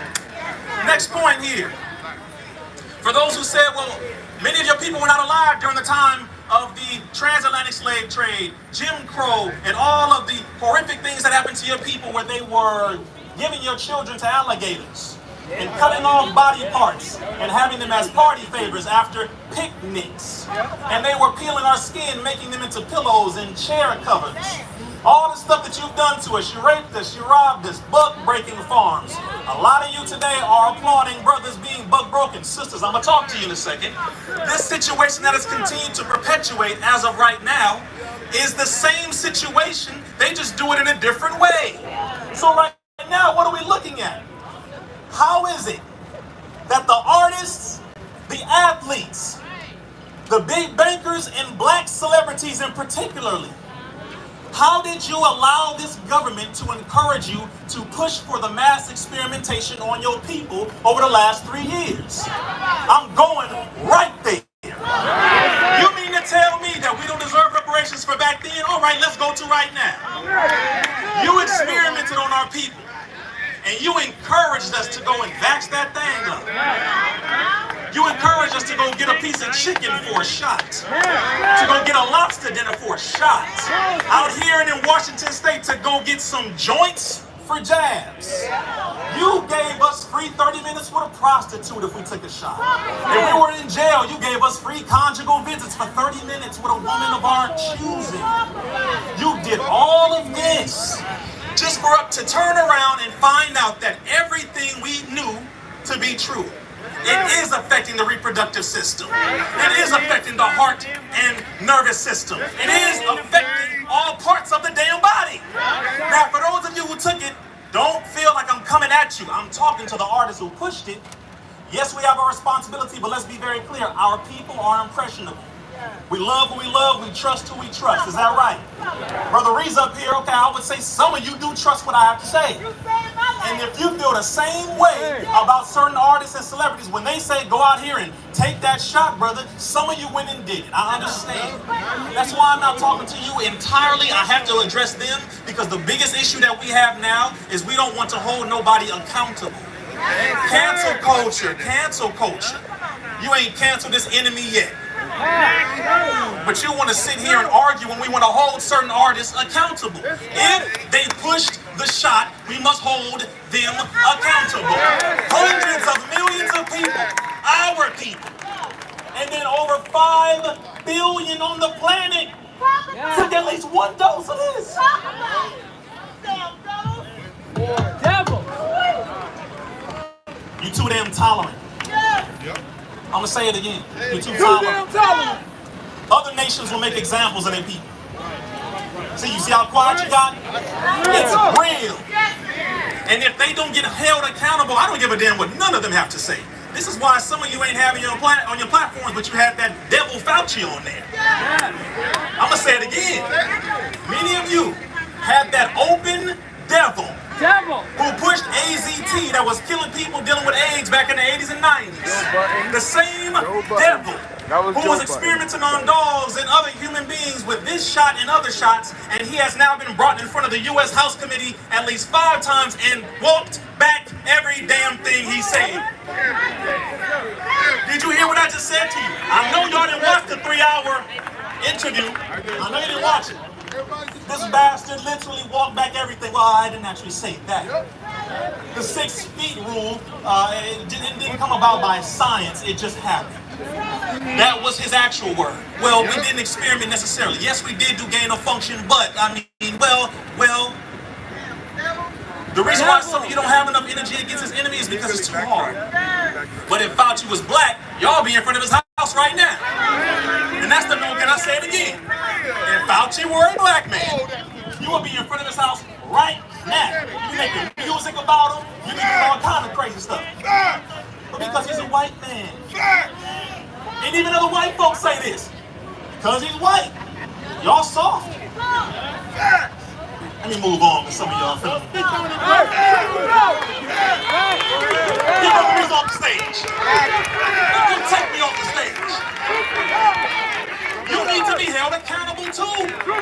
Because what you fail to realize, and I'm going to say this, I'm speaking to the heart of our people now. Brothers and sisters, all of y'all have a soldier inside of you. These children and those who are right above that age, you have to be mindful that whatever fight we are fighting now, they will inherit. If we don't end it now, they will inherit it. End it now. Say it with me. End it now. End it now. End it now. So another topic is reparations. This has everything to do with it. Just when we talk about responsibility, people get quiet. Let's move on. People who are a part of our reparations happen to be the ADL.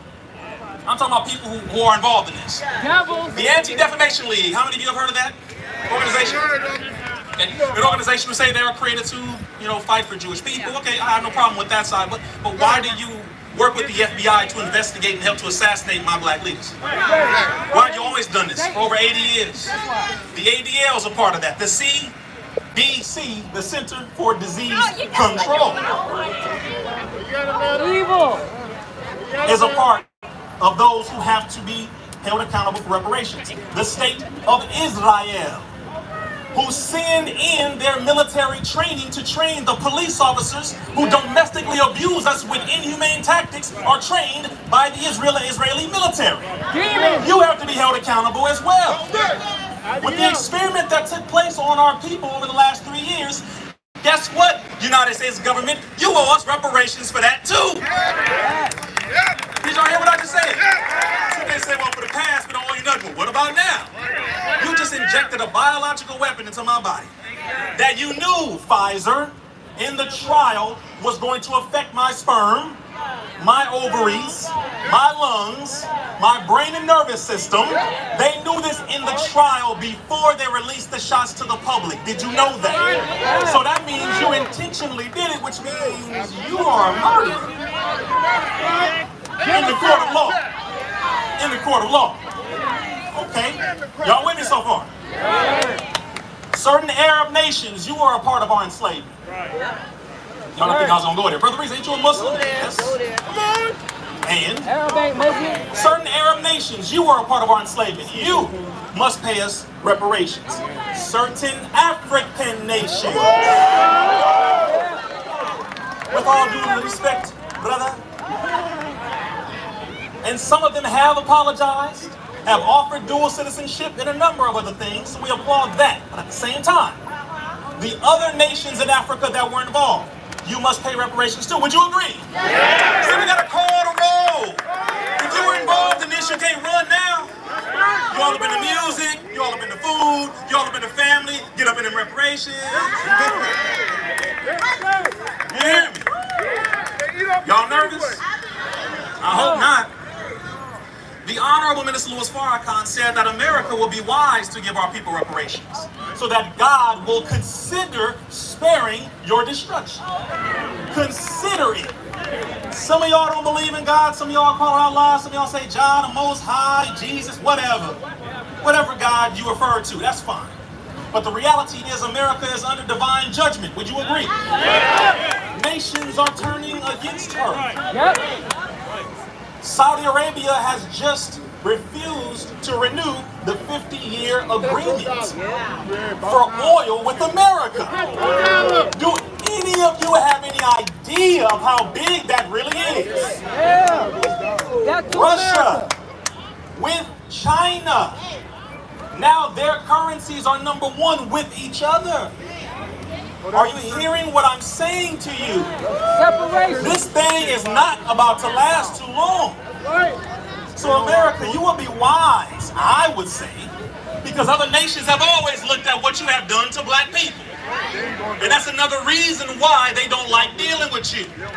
So at this point, I would say personally, it will be wise for them to give up reparations. Are y'all ready for me to go to the rest of this? You sure? All right? You strong? Okay. We're not just talking because we will have some marching orders at the end of this. The CIA, you absolutely, for the assassination of our leaders, when they traveled, have to pay us or be involved in reparations. This is a, this is a class action lawsuit. Yep. Y'all hear what I'm saying? Yeah. Are you sure? Yeah. Raise your hand if you are a lawyer or know of a lawyer. Paralegal. Y'all? Anybody? Okay. See, we need more lawyers. Y'all hear what I'm saying? Yeah. See, I'm making sure I'm asking this question to make sure we're getting it, because at this point now, once we get done talking about it, we got to put our feet to the ground and start making moves on it. Yeah. So let's go to the next part here.